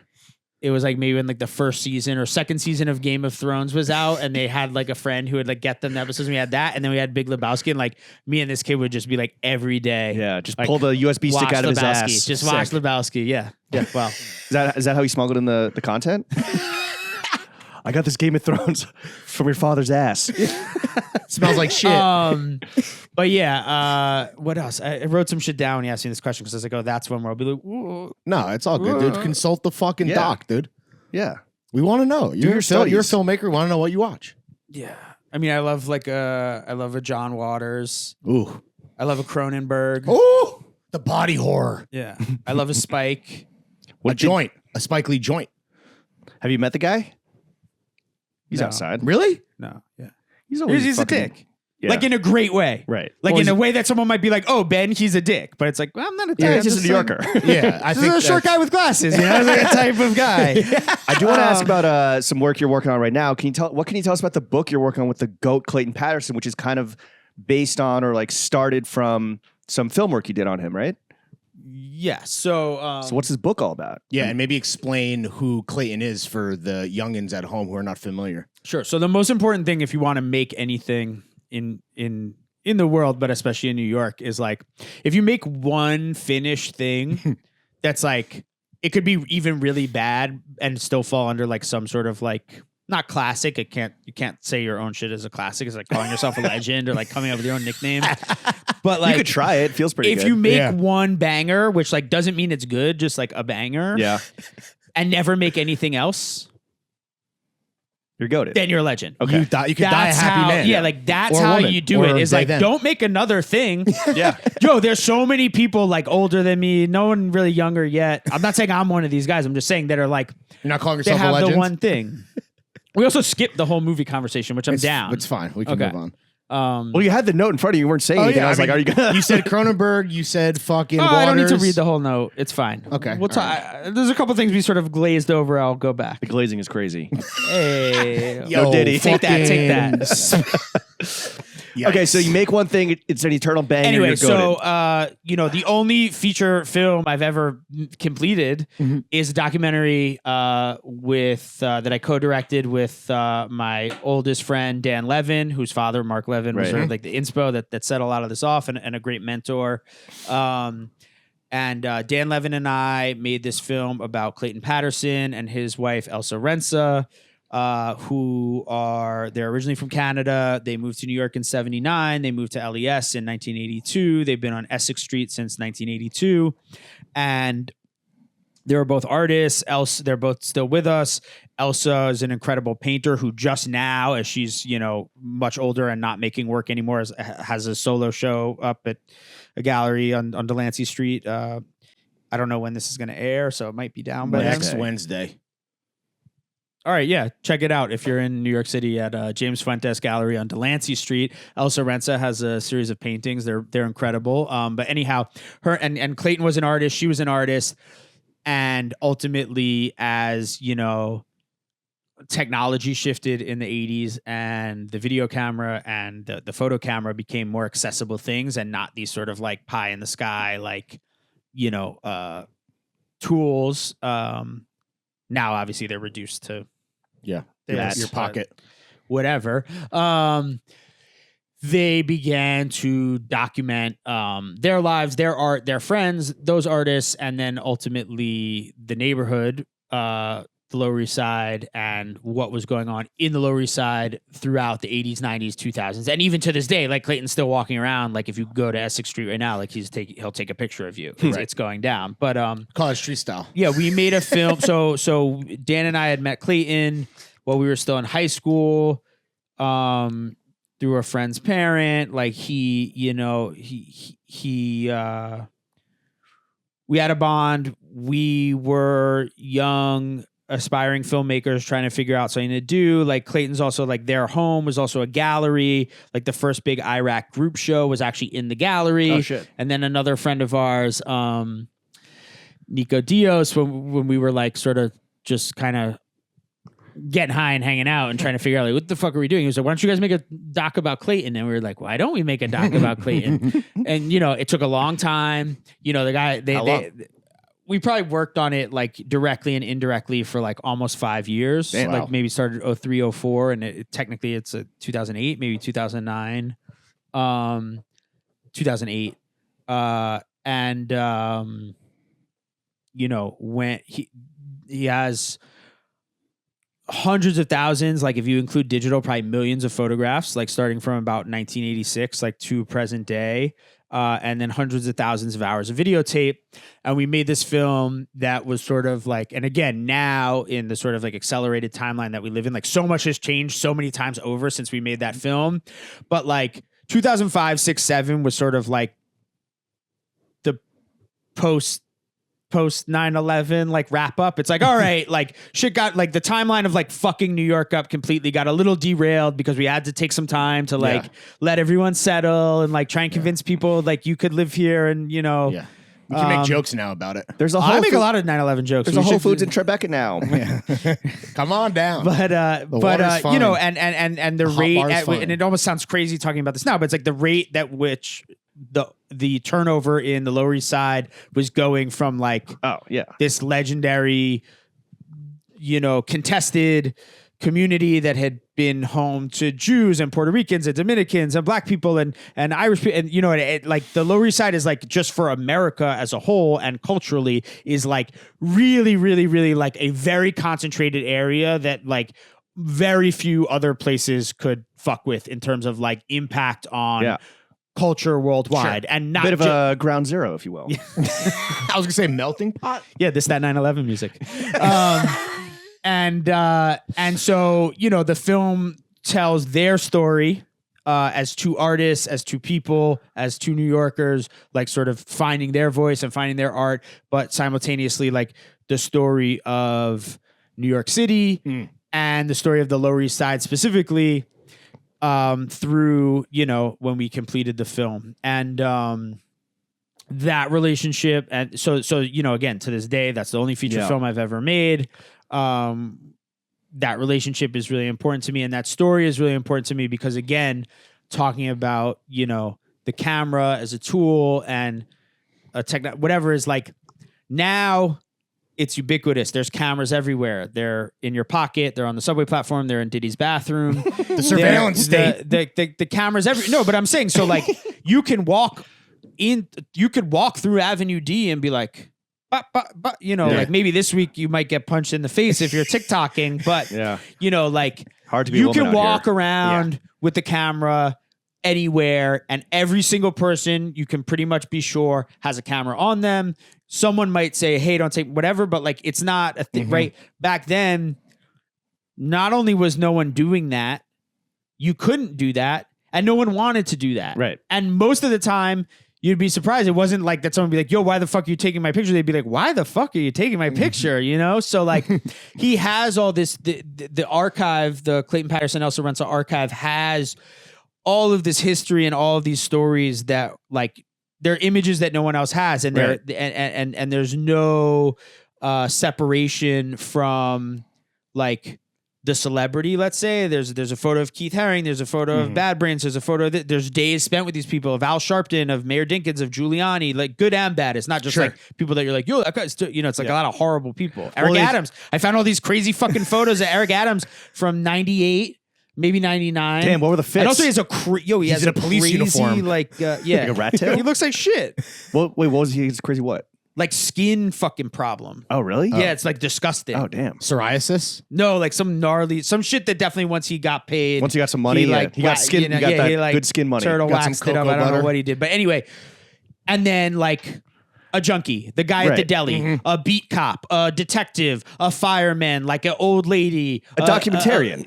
Yeah. He was documenting everything. Very much so. And again, but this is in a pocket of New York and with many different groups of people. It's not just one group of people that were not getting the cameras turned on them. Right. And so there's so much history in those stories. And we made this film, you know, I made this film when I was pretty young. I was, by the time we finished, I was like super fucked up. Like that was sort of like the first end to my run. And then, you know, like I came back for a little bit and then had to officially retire. But Because of the pressure of finishing a feature? no, man, I love getting high. Okay. All right, cool. Just wanted to clarify. I was just going You and me both, brother. and excuse me, yeah. That was a sniffle. That was a sniffle. Yeah. I'm sweating. It's hot in here. What? Bro, Turn the AC back on. You told us to No, shut it that was off. the joke. That was a joke. Oh, No, okay. don't turn the AC Okay, back let's on. turn it back off. Freezing. Anyhow, yeah, I made that film when I was young. I made that film when I was fucked up. I'm very proud of it. I stand behind it. It's an important piece in my life. It had a life of its own. It sort of stood the test of time.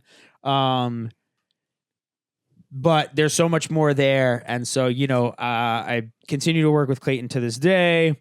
Sometimes like a love-hate relationship, but like all love, and obviously like a goat and a mentor and a guy I look up to and whose work is really important to my own. And yeah, we recently sort of like embarked on this new project because again, digitizing all this stuff was like half the fucking battle. Jeez.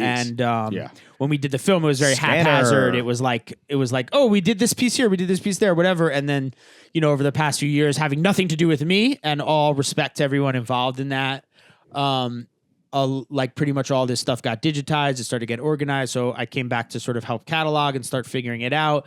And there's so many books and films and ideas that could be made out of that. But we're working on, we're working on the first book because no one's ever seen really any of his photos other than like the front door stuff. And there's so much history there. And again, it crosses over from, again, just everything in the Lower East Side. It's hip hop, it's police action, it's squatters, it's salsa, it's fucking punk rock, it's hardcore, it's food, it's gentrification, it's Jewish community, it's Puerto Rican community, it's NYCHA housing stuff. It's, you know, it's everything. And so, you know, the challenge for me was like, how do we pull this together and not just say like, hey, here's like this guy's stuff, and how do you sort of create a theme and tell, you know, draw someone in with a common thread without just like kind of putting too much out there. So, you know, more will be revealed, but that is happening. Sick. We're super excited.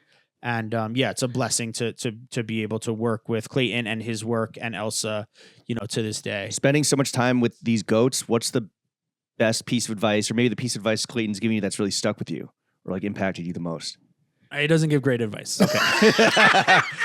To me. Shoot everything. Shoot everything. Yeah. Shoot or shoot. You Shoot did or say shoot. love-hate Yeah. relationship. Yeah. Really? I mean, He gives bad advice straight up? yeah, it's just like Not an advice guy. Not an advice guy. Yeah, he's not my advice guy. Okay. He's my guy. He's not my advice guy. Right. He's not your guru. Right. All right. Um, We mentioned Goat, not a guru. Yeah. You mentioned Eric Adams. I want to ask you, If King Solomon renounces the throne and embraces democracy and is elected mayor of New York City tomorrow, what's your first executive order you're pushing through? Oh, Jesus. We've entered the New York section of the podcast. Executive order. Yeah, dude. Snap your fingers. You're What's pushing happening? the button. What are we doing? Fuck. Right out the that's gate. Pressure. No more fucking. Well, this always brings me back to my thing. It's like, why would anyone want to be president or mayor? Like, this is like a horror. This is a burden. Yeah. I don't know, narcissism, power, Yeah. pussy, money, power, respect. It's what you need in life. Pussy, money, weed. Yeah. First you get the sugar. We were staying with the puffy. We were staying with the money, power, I went to respect. Wayne. Sorry. It's all right. You know. So leading life. Yeah. All What do you right, want? So Let's do what it. am I doing? Yeah. One thing. No more TikTokers? Yeah. No TikTok. Yeah. Fuck yeah. We're banning TikTok. Well, actually, it's happening. So you're good. We're pulling them on 10. We're You're just, banning. right. you're just piggybacking off Congress, Shit, wait, bro. am I like a Trump guy now? Jesus, chill. no, Never no. mind. Honestly, the most bipartisan thing being passed right now. Trump wants TikTok. Trump likes tiki-taki. No, I think no slice of pizza without toppings can be more than $2.25. Ooh. I will account for inflation. I will respect a small business owner. I understand the You're going to subsidize logistics the pizza guys. but or maybe $2.50. $2.50 flat. It's crazy plain now. It's like, slice. Yeah. And that's a cap. Like, we're putting a cap on that. I like think that. like That's the first order. I feel like a slice with like a topping or two toppings now is like $7. And Like, I'll tell it's you what, fucking nuts. A piece of fresh basil doesn't count as a topping. Ooh, You're thank still you. at $2.50. Nice. Thank you, Mr. Mayor.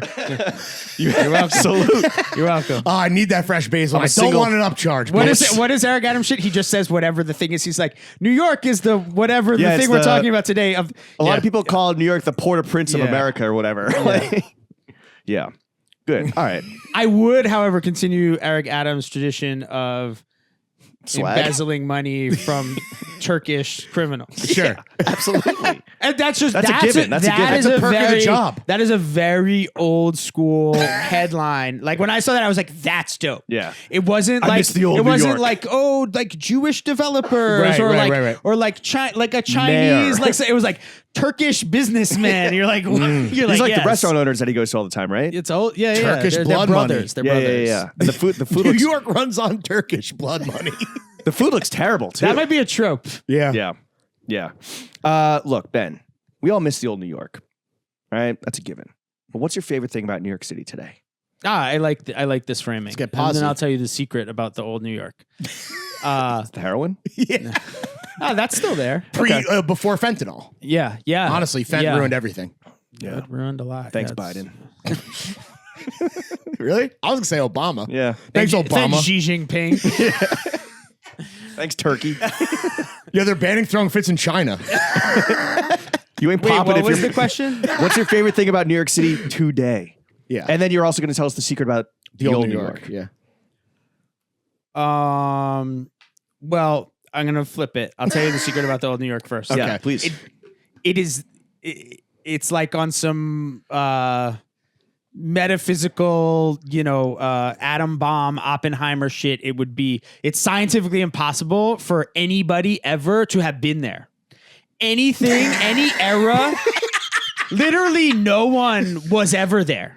Like you wasn't there as the proverbial, Right. universal human experience. You could have never been at the real part of New York because any era you land in, whatever the goats are you guys texting each other during this? I'm No. saying that this should be a clip. So Yeah. I'm asking Lawrence to do a timestamp and then So you run the guys show are. right So now. the answer is yes. You're Yeah. texting each other. Yeah. Okay, so it's literally physically, scientifically, Oppenheimer, mathematically Right. impossible for anyone to have ever been there. Right. Any era of New York City that you ever drop into, No one was there. Yeah. the goats of that era, the real people, the real New York, right? That's what it's they're gonna tell you. Oh, you just missed it. Yeah. Like, damn. Yeah. It was oh, fire. you were 15 in 1997. That sucks, dude. If you were 15 in 1994, it was great. And you're like, yo, what are you? This is the gangs of New York theory. You should have been there. No, but and so You wasn't at the 5 that points. is both a like sad, like it's not a sad reality. It's like totally freeing because then you're like, oh, it's all a bullshit kind of thing because any person you talk to, that idea of like the old New York, the real New York, the thing beneath the surface, like that's just some idea and some ideal. And wait, just let me finish the thought. And I will say, obviously, the city itself, culture, the way the world works today, whatever, all these things, they're different.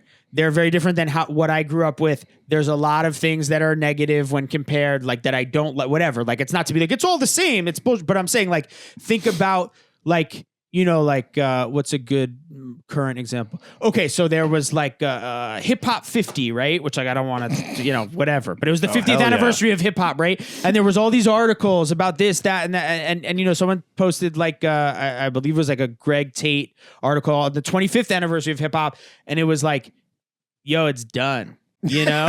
And if you listen to music from like 88, you know, it's all like, yo, it's over, you know, watch Style Wars, right? Like Style Wars, which is like the foundational back to films, like Style Wars is one of the greatest films of all time, easily one of the greatest documentary films of all time. And the beauty of that film is that if you do not give a fuck about graffiti, if you hate graffiti, if you think graffiti is like the scourge of the city or whatever, the characters, the storytelling, the environment, the world that film pulls you into, you're going to watch it, you know? And like, anyway, sidebar, you can edit it so that happens earlier. Anyway, Star Wars, fucking the whole third act of the movie is them being like, yo, it's over. Yeah. Like graffiti, 79 was the last year. Like, oh, this shit now, because it's like, you know, it's like 81, 82, 83. They're like, this shit now, it's whack. Like, it's over. The cops fucked it up. Everyone that writes, son. Yeah, everyone that writes is toy. The culture's been watered down.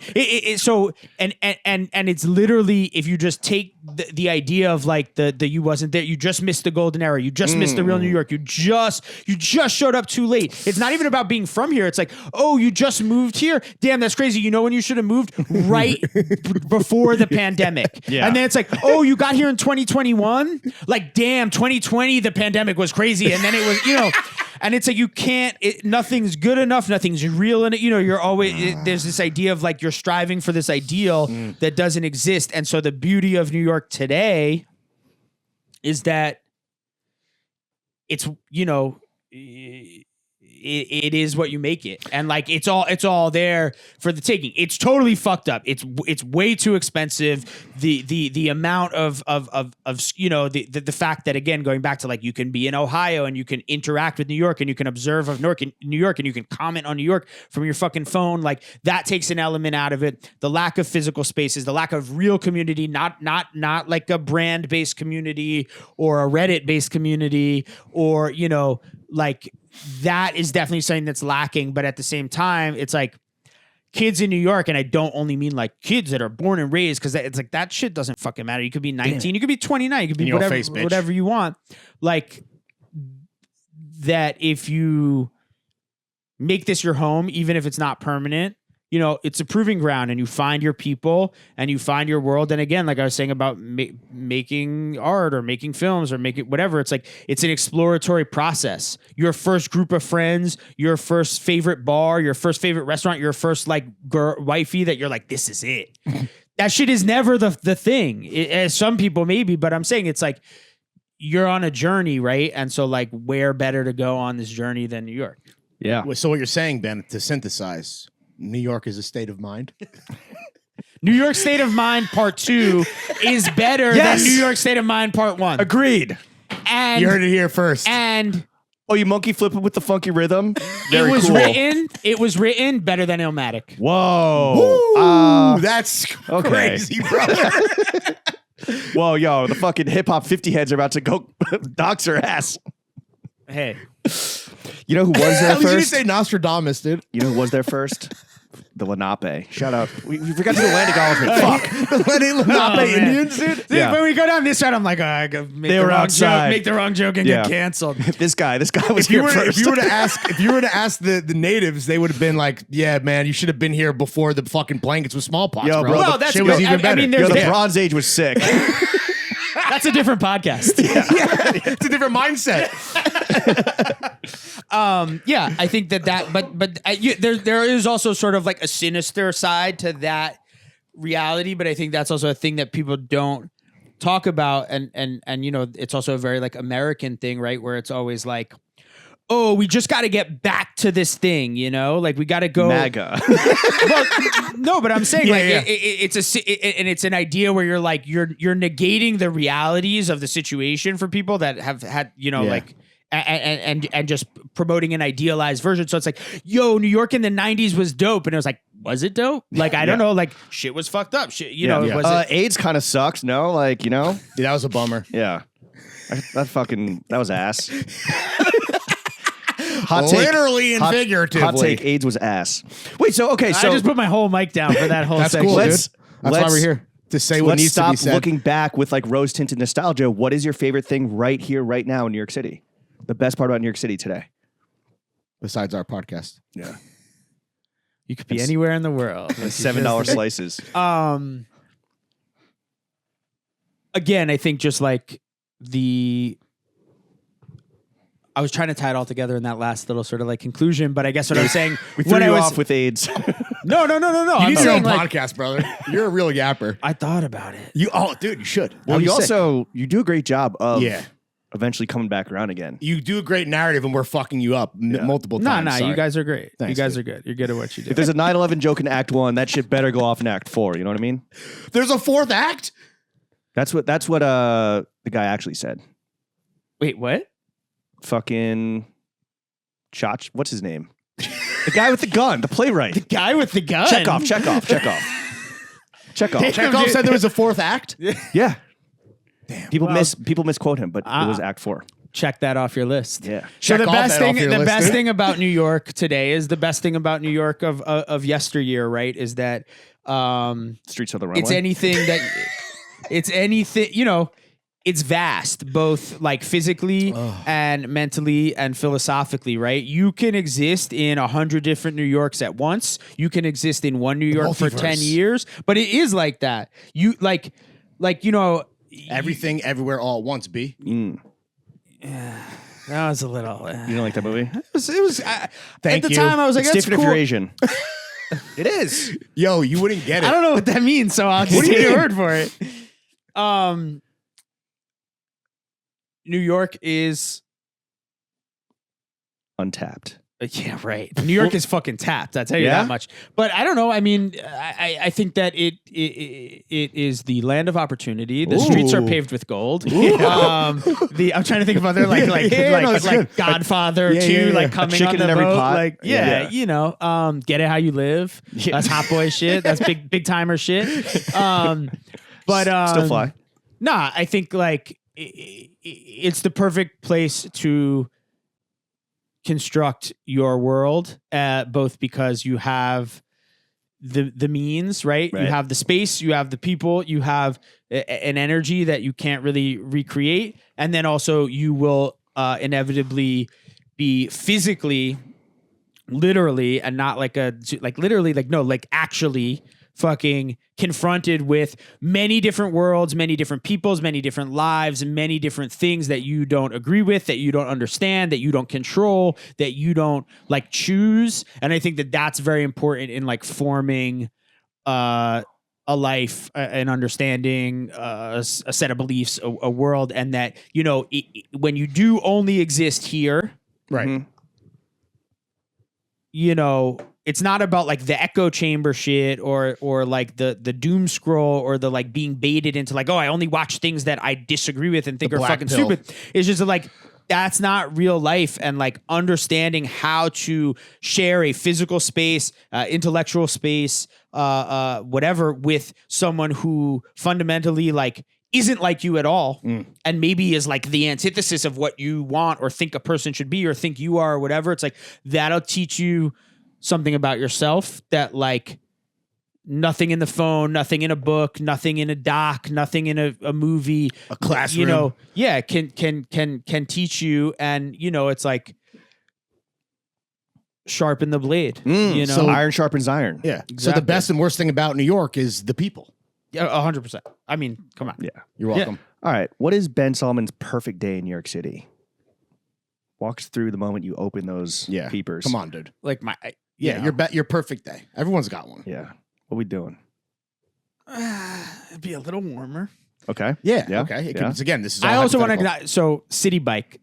City Bike is like the one, and there's a totally like a Shout not out to get- Banks. Well, yeah, like separate. You know, again, And who runs them? He's supposed to say that, not you. Well, the truth is, there's more bank CEOs of Irish American descent or Irish descent than y'all. So What do you mean, y'all? There's more You people? Jimmys running banks. then Half Jimmys. yeah, then The other half are building what? huh? The Irishman. I was gonna Yeah. say building like The cell movie. phones. Yeah, exactly. Oh, What? shit. All right, this All part right, we City might have Bike. to cut out. No, it's my fine. perfect day. Yo, City Bike was in my perfect day too. Well, no, I just E-bikes wanted to say, are- like, as like the quality of life in New York decline. So that's another thing. Classic. So if I was the mayor of New York, I would be the mayor from Ghostbusters. It's every New Yorker's God-given right to be miserable Yeah. Facts. and complain about it 24/7. Was that guy Jewish too? The mayor in Ghostbusters? Because that's a very Jewish take. You know, he was the He was the mayor. It wasn't now. You know what I'm saying? And We've come so far. So what was my point? Yeah, as life in New York gets increasingly Bleak. unaffordable, materially worse, the subway is worse. They're bringing back all the like Gestapo fucking stop and frisk bullshit, but also it like seems like shittier at the same time. Like you're not like, oh, this is helpful. You're like, well, no, you It know. never is. The cops playing Candy Crush don't make you feel safer. Jesus, those fucking guys. In City Team Bike, Jordans and an unbranded fucking City front Bike flap is rim. one odd like outlier where you're like, this is getting better. Just the e-bikes though. Just the next gen e-bikes, the ghost bikes. I don't fuck with that pedal shit. Yeah. Ben's perfect day in Okay, New so York. my perfect day in New York. Waking up and I biking. wouldn't encounter. So I wouldn't come across any delivery guys. No joggers. Running should be illegal in New York. That's sorry. I take we it back. don't run from shit. That's The your first price of executive order. pizza is back to a free market, Yeah, yeah, yeah. unregulated stance. Running, jogging in New York, illegal. I love it. You just gotta walk fast. Yeah. I do not Like a New back the Yorker. blue, Briskly. but in cases of jogging, Execution. yeah, send them, Rikers. go straight to the volcano. My perfect day, and it's tough, man. The beauty of New York, the question you asked before this is that my perfect day in New York looks nothing like the perfect day I had last week. Right. You know? There is no perfect day. Every day's a perfect day in New York. Yeah. Or How about that. that? Yeah. Okay. Like Prodigy voice. I love it. There's nothing like summer in New York. Well, I think, talking about perfect days, being happy, being content. I think a source of joy and light in your life is your wife. You guys He's- married, right? Keep the ring. Wife. No, this is stolen valor. We're still not married. Okay. Okay. All right, Fiance. that's- She's also named Jenna. Oh, wow. Two Amazing. Jennas. Two Two Jennas. Jews. Two Jennas. Wait, why do you have the? Is that a thing? Do guys wear engagement rings? Stolen Valor engagement ring. No, but that's where you're going with this, right? Well, You're actually, gonna no, ask it's a them Stolen Valor wedding ring. But no, yeah. What was your first thought when your fiance proposed to you? What was going through your head? I'm thinking about if she's going to listen to this or not. I mean, will she have made it fucking an hour and 52 in with your fucking bullshit yapping? Yeah, she's got to More than normal? Dude, imagine she lives with me. You're not gonna listen. Are you going to listen to this? The only I will. You will. I'm an egomaniac. Oh, yeah. No, I'm just kidding. As the a ma- only two only two men I can think of who were proposed to Okay. is Jim Jones Wow. Ballin'. and Vamp Nate life. from 6 Feet Under. Okay. And Ben Solomon. Right. So I'm like, this is sick. So these it's are all you, goats. a rapper, and a fictional character. Yeah. So All perfect. I won. goats.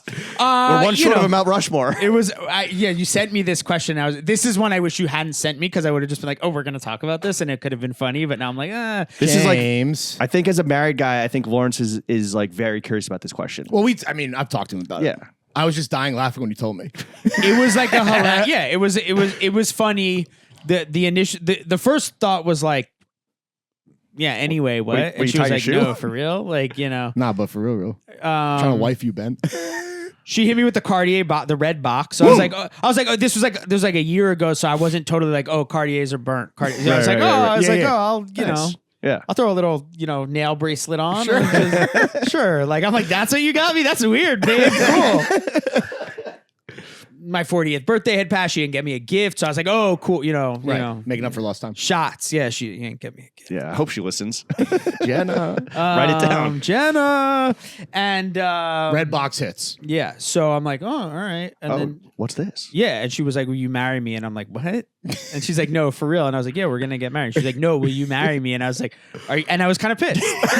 It kind of like it was a weird. I was like, what? Like, you know, and This is not how it works. yeah, but like many things in life, it was a beautiful surprise. And Were you taking too long to ask the question yourself? that's her version of the story. Oh, okay. The real Jenna's version. No, the real facts are the following, which is Okay, like let's go. Let's set the record straight. she's into jewelry. She's a jewelry designer. She Nice. like has, she's got great taste. She's got a great eye. She's got her plugs. And so she was very like, the ring, and I was like, yeah, I was like, the ring, we'll figure out. Like, I get a sick diamond and then we'll go. And she was like, no, what? I was like, yeah, I was like, it's just an action to be like, here, will you marry me? Right. Like, cool, let's melt this ring down and make some ill shit. And at some point we had a conversation about it.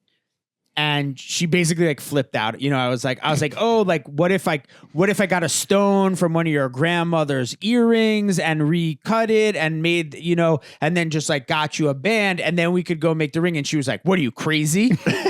And I was like, yo, what the fuck? Like, cause she's not with me cause I'm like, yo, like how much were your nails, babe? Cash at, like Birkin, like whatever, like, Birkin. like. Yeah. Like I'm paid, I got it. I'm Apple paid, Pay but Day. Yeah.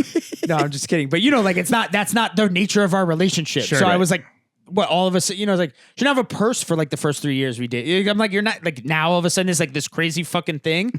Oh, now you want diamonds? No, I was like, I'll get you and Yeah. we had this fight, and it was kind of crazy. And then I was I didn't really know what to do. I was like, yo, I thought like this was like about like our love. We're like, and now all of a sudden it's this thing. So I was like, whatever. Like, didn't walk away. We lived together. Valentine's Day is a Hallmark fake holiday. And like 6 weeks later, she did that, and I was like, all right. And then guess what? The main diamond in her ring that we ended up making comes from. Was it from her grandmother's earring, perchance? Oh, what a sweet sentimental idea! Damn, So it's a classic thing though. Like, I mean, it happens to me much more than it happens to her. Is like whatever I think is like the vision. Again, time. You need time for things to go up and get back to the. So anyway, we're not married yet. Having a wedding's crazy. Yeah. Having a wedding is like it's like insane. Expect like money wise? Just everything. General. You're just Yeah. like it just makes people crazy. You better start fucking making some more OVO commercials, bro. Or some shit. I don't know. As one of 3 men in recorded history to have been proposed to, as we established, in your opinion, when do you think she knew you were the one? We were locked in pretty early, and then we moved in together February 2020, and then COVID was COVID. Make a break. COVID was not like fun, like, and definitely wasn't like it was sick. Like we had it was like mad stressful and made it, everyone but like we held it down. She held it down. And it's She's all like, I got to good. make an honest man out of this fucking But I think bum. I think I don't know. I feel like it's another not only time wise but just topic wise, like another podcast where I start talking about like relationships. No one wants to hear that from me. Okay, Yeah, we do. I mean, What do you- we asked the question because we want to know, but whatever. Yeah, I think that I guess when we'll just we- go fuck ourselves. When man. we We're touching on all the big 3: Supreme, love, and we're about to talk money. and Diddy.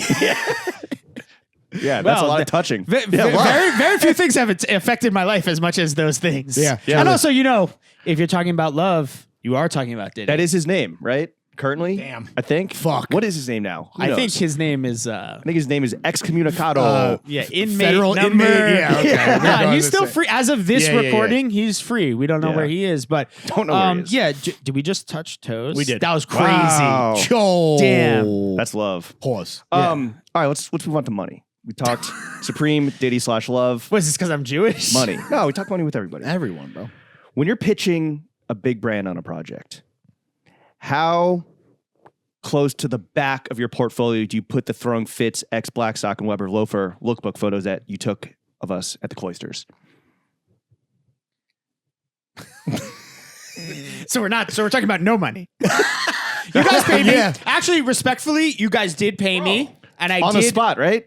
Hit you with the Zelle with right the there. Zelle right Yeah, there. you know And the how we photos do. were did it- sick. and I did appreciate it. The photos I think could use some work. Oh, really? Okay. Just some retouch. It was just like Oh, a thing yeah, where yeah. I was like, oh, I wish, like, if we Oh, did yeah, I that don't give a fuck now, about it them. would just be no.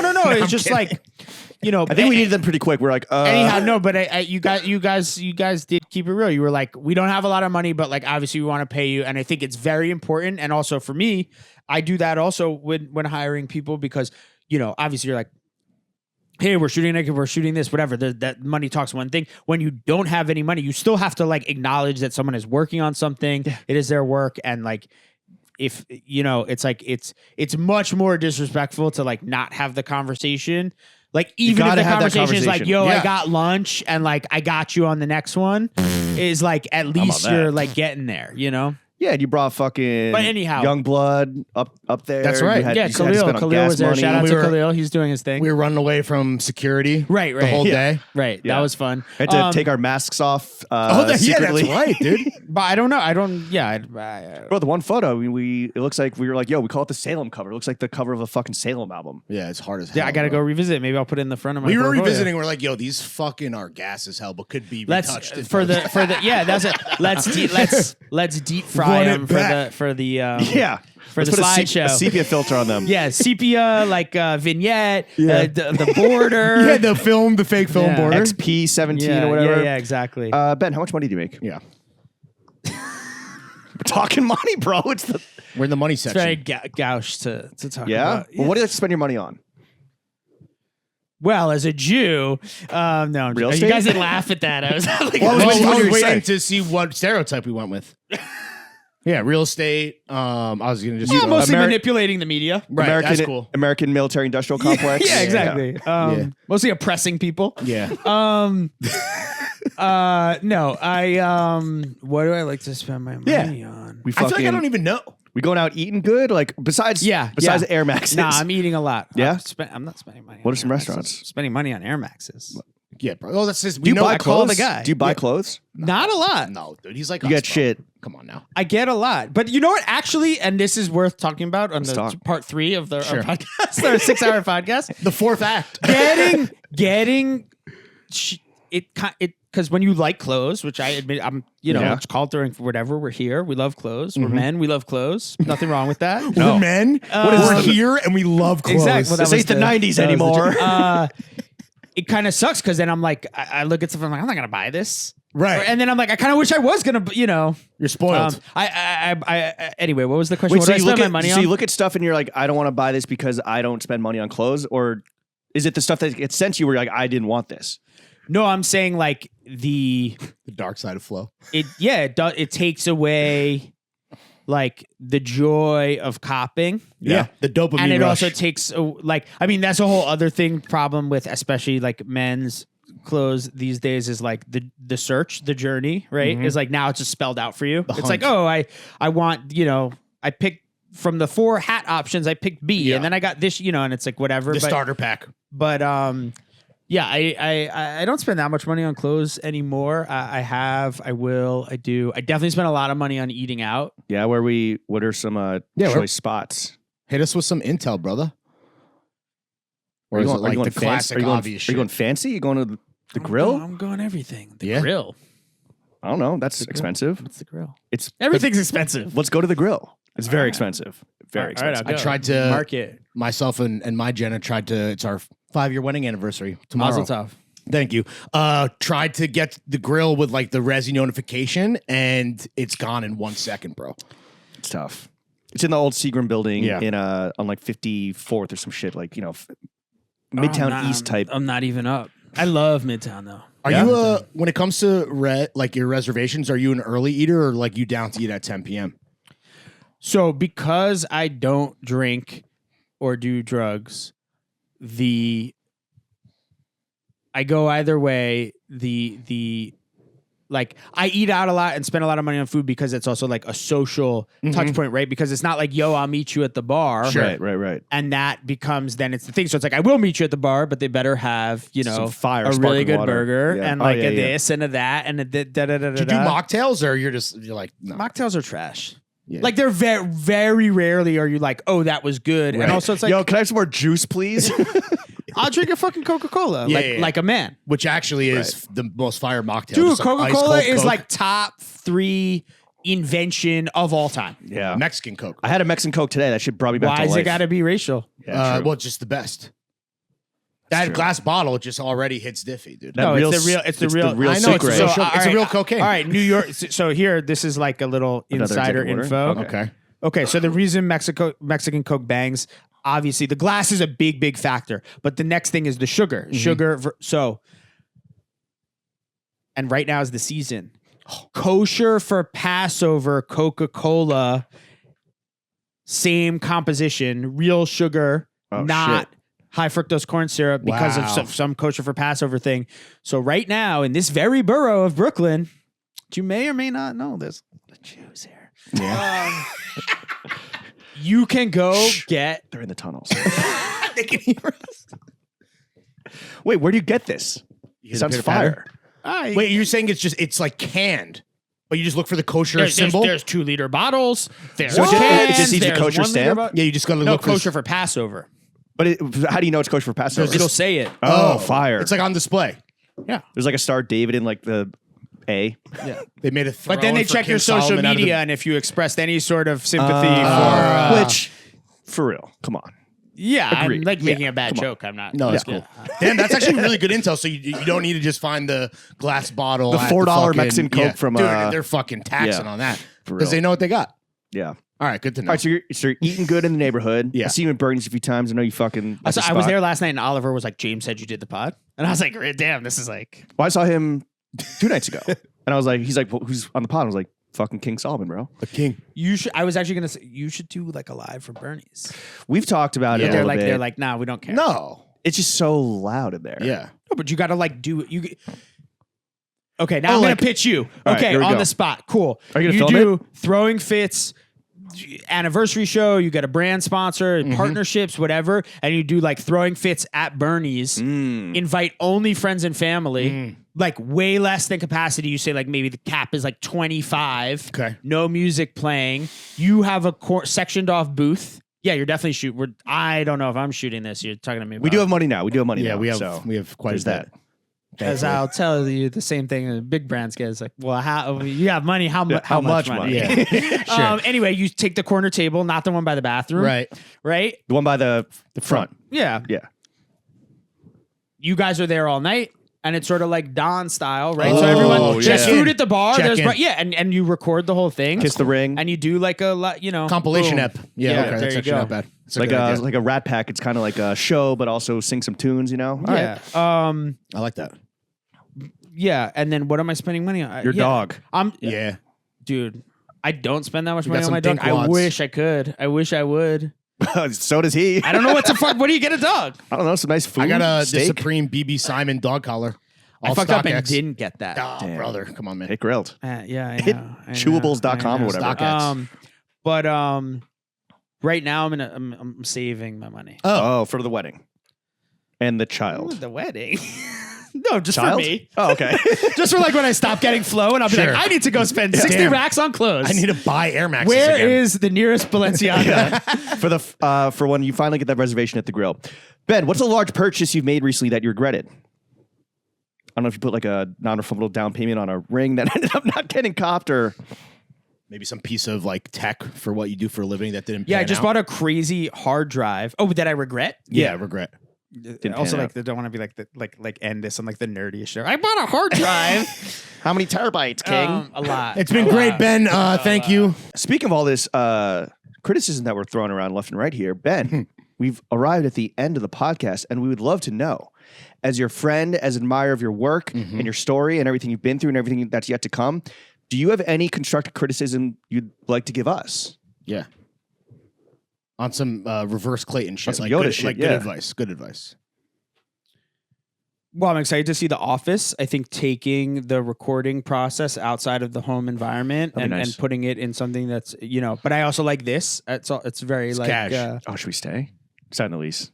No, go to Front the of office. the Where's the Stay. office? Where's the That's office? all it In took to Manhattan? convince you? Lower East Side.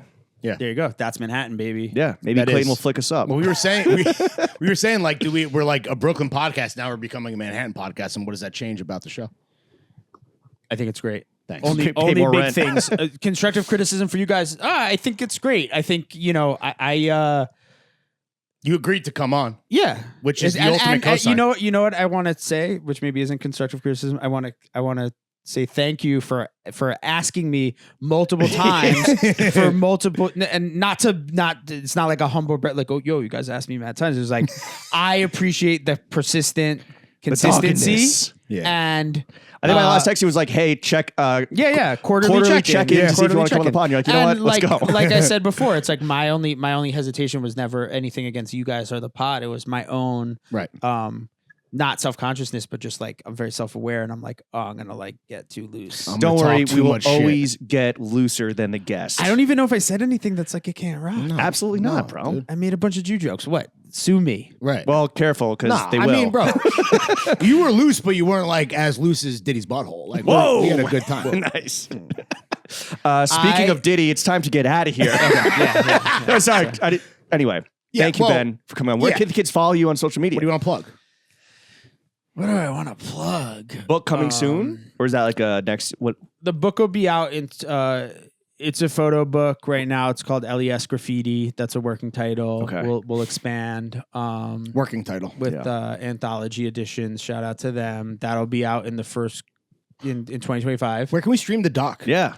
So the doc is damn. I had so many like funny things I wanted to say. No, it's how it goes. No. I don't want. Trust me, you guys don't want to go backwards. You don't want me to talk more. You should have come here 15 minutes earlier, man. Yeah. You were very punctual. The doc is available for free. The link might be hard to find.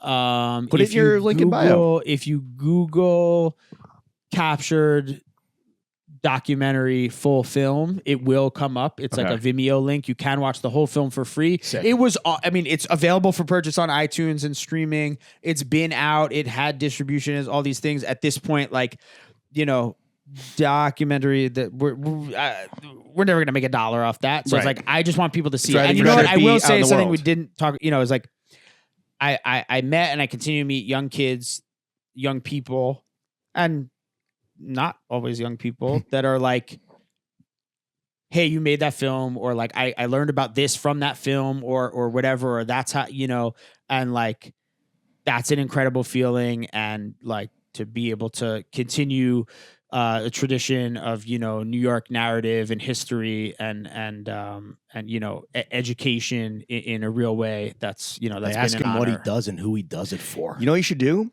You should take some of your hard-earned money and pay some fucking TikTokers. I swear to God, this is a fucking whole niche, like sub niche topic on TikTok, like New York history, like very little documented piece of New York history.